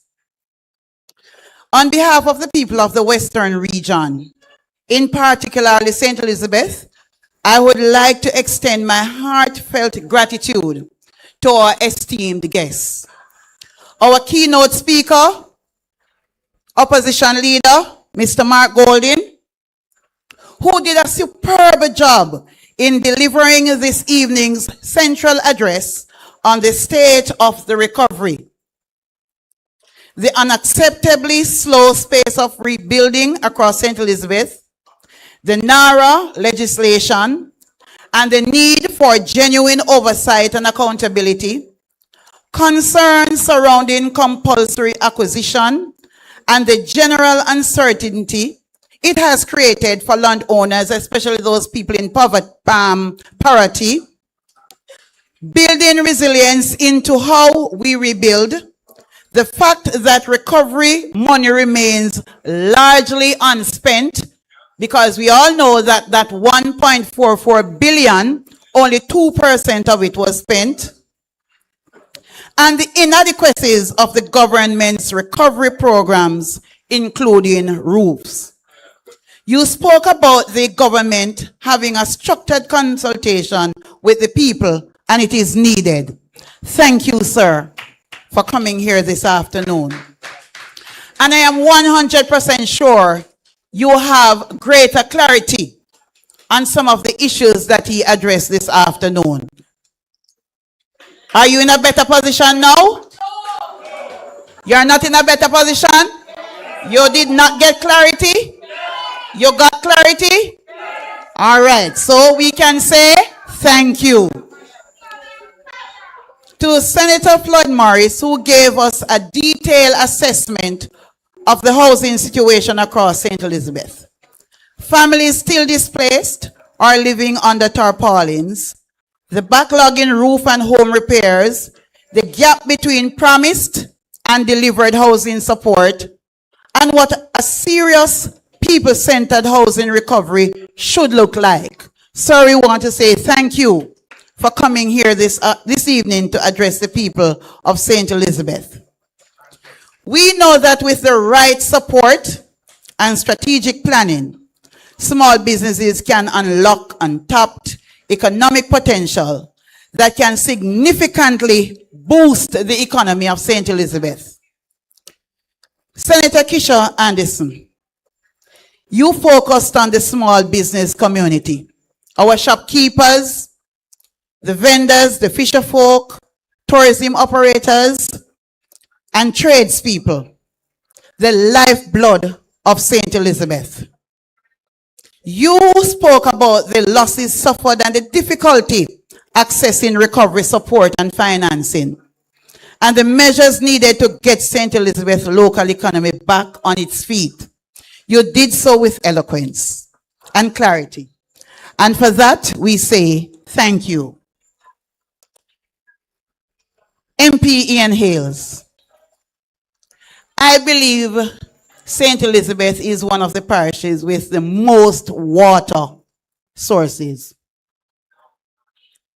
especially in northwestern St. Elizabeth. A lot of rivers, a lot of springs all over. Nevertheless, the people of St. Elizabeth, we are suffering from water insecurity, serious water insecurity. And I've heard him ask for the names of some of our communities, and I can give you a list. Right now I have a NWC bill on my telephone. It was sent to me for $475,000 from a resident in Rice Peace in Middlesex. And they have not been getting water for over 20 years. The last time you were here, you came with a bag of groceries, you remember? And you gave us a detailed explanation regarding the cost of living. Before Melissa, it was rough. After Melissa, it is rougher. Because some of us did not take heed to your warning. And right now we are in a pickle. This evening, you gave an in-depth examination of water supply and infrastructure across the parish following Hurricane Melissa. You spoke about the damaged system and the unreliable supply. Communities still dependent on trucked water, and there are not enough trucks in St. Elizabeth to truck water, and I can tell you that it is very costly. The people of a compound town can tell you, Bethsalem, Newmarket area, Cocoa, Rice Peace, all over St. Elizabeth, they can tell you that the cost to buy water, it's horrible. We just cannot afford it. And you talk about communities dependent on truck water and the investment required to restore and secure reliable water for households, especially our women and girls, farms and businesses in St. Elizabeth. I must tell you that I'm reading this vote of thanks and I'm reading it under stress. Because I've gone to homes where girls are not able to attend school because there's no water. And it's that time of the month. And they have to stay home because there is no water for them to use to go to school. Nevertheless, sir, thank you for coming to shed light on this very important topic, because we know that water is life. Dr. Campbell, you understand very well the human impact of Hurricane Melissa and the farmers of St. Elizabeth, the western region overall. Crops were destroyed and harvest wiped out.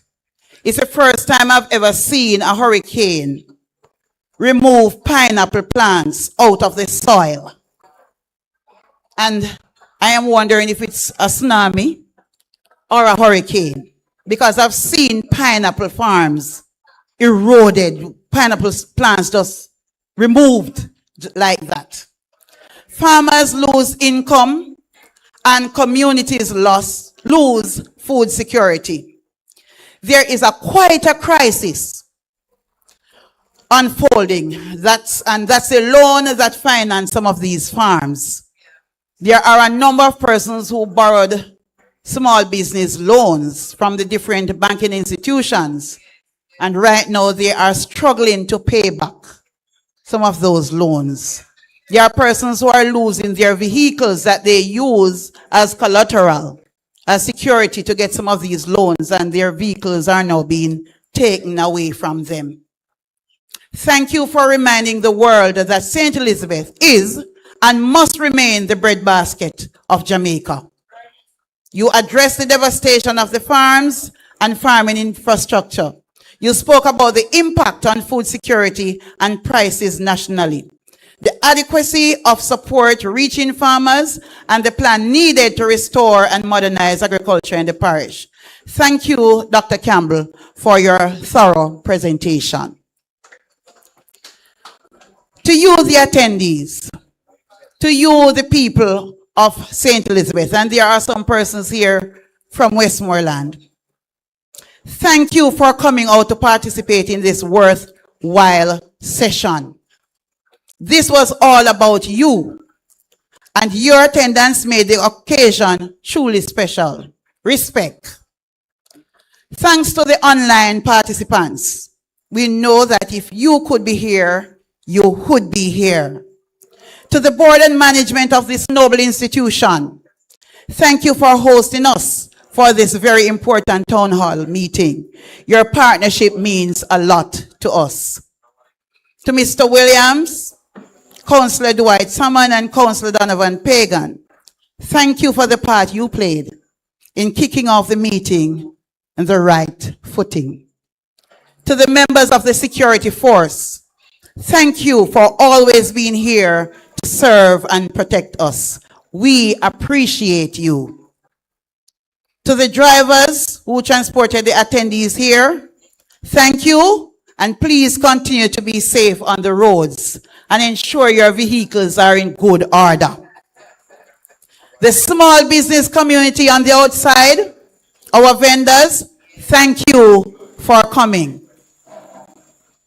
To Dr. Miranda Wellington, you were built for this.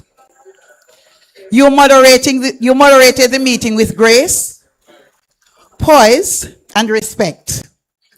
For that, we say thank you. Thanks to BOJ TV and the other media houses for covering this evening's event. Thank you one and all, and have a good night. The word is love. Thank you. Well said. And on that note, can we all be upstanding?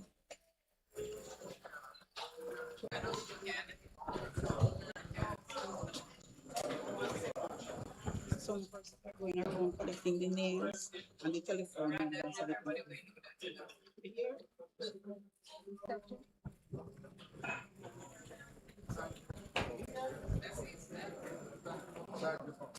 Thank you so much for coming out, and have a good night. Please be safe on your journey home. One love. No. It's all right. Play some gospel music. Remember the telephone. I say no. Okay. No, I'm not playing the meeting. There are persons going around collecting the names, the telephone numbers, and the TRN for the persons who want us to advocate on their behalf.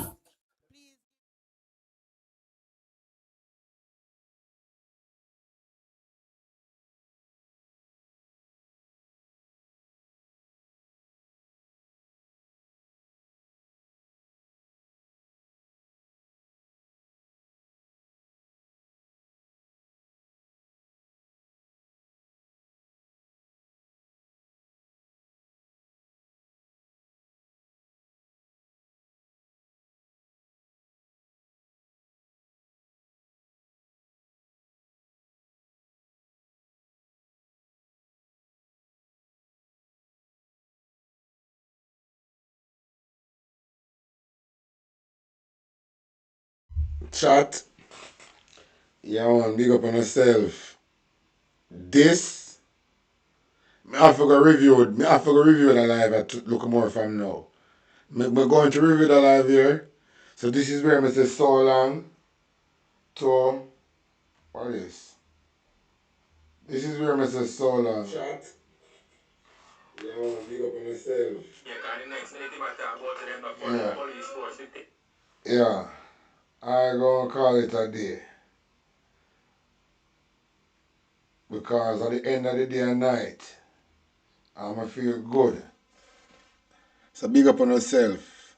The word is love. God and good word. You hear that? Look more. I'm a believer. Fully done, scam, I'm not bright. No, I'm a believer. Big up. But same dance, you know. Fully. No little brightness. No brightness, Carl. Spell dance. No, can't spell no dance. Can't spell nothing. Fully dance. Fully dance. Save that for your next interview. Cause that is a test you just give me. So call it, say give me an assignment. Dance. Spell bright. Can't spell nothing. Can't spell nothing. I'm a believe you. Fully done, scam me not bright. No, I'm a Joe. believe you. Big up. But same dance, you know. Fully. No little brightness. No brightness, Carl. Spell dunce. No, can't spell no dunce. Can't spell nothing. Fully dunce. Fully dunce. Save that for your next interview. Cause that is a test you just give me. So call it, say give me an assignment, though. Dunce. Spell bright. Can't spell nothing. Can't spell nothing. I'm a believe you. Fully dunce, coming not bright. No, I'm a Joe. believe you. Big up. Me ask a serious question on behalf of all Jamaican citizens worldwide. How I know Kini? Yo, Gucci. Hold on there. Where the money there? Where the money there? Where the blood clot hurricane money there? No people no recover from the disaster. Some of them are tarpaulin them live under. Where the money there? Where the money there? Where the blood clot hurricane money there? No people no recover from the disaster. Some of them are tarpaulin them live under. Poor people continue stay strong. Stay far from these politicians. Before them address the real situation. I plan them a plan for these poor people and all of them MP boy they forget fired. After them regime they get all you them tired. Rebel me people no depend on prayers. In a parliament full of professional liars. Where the money there? Where the money there? 10 years, you say. 10 long years and look how Jamaica stay. No light, no road, no food pan we plate. People are suffer while Anjua live great. Hey, hey. You stand up on the platform, smile wide and proud. I tell we both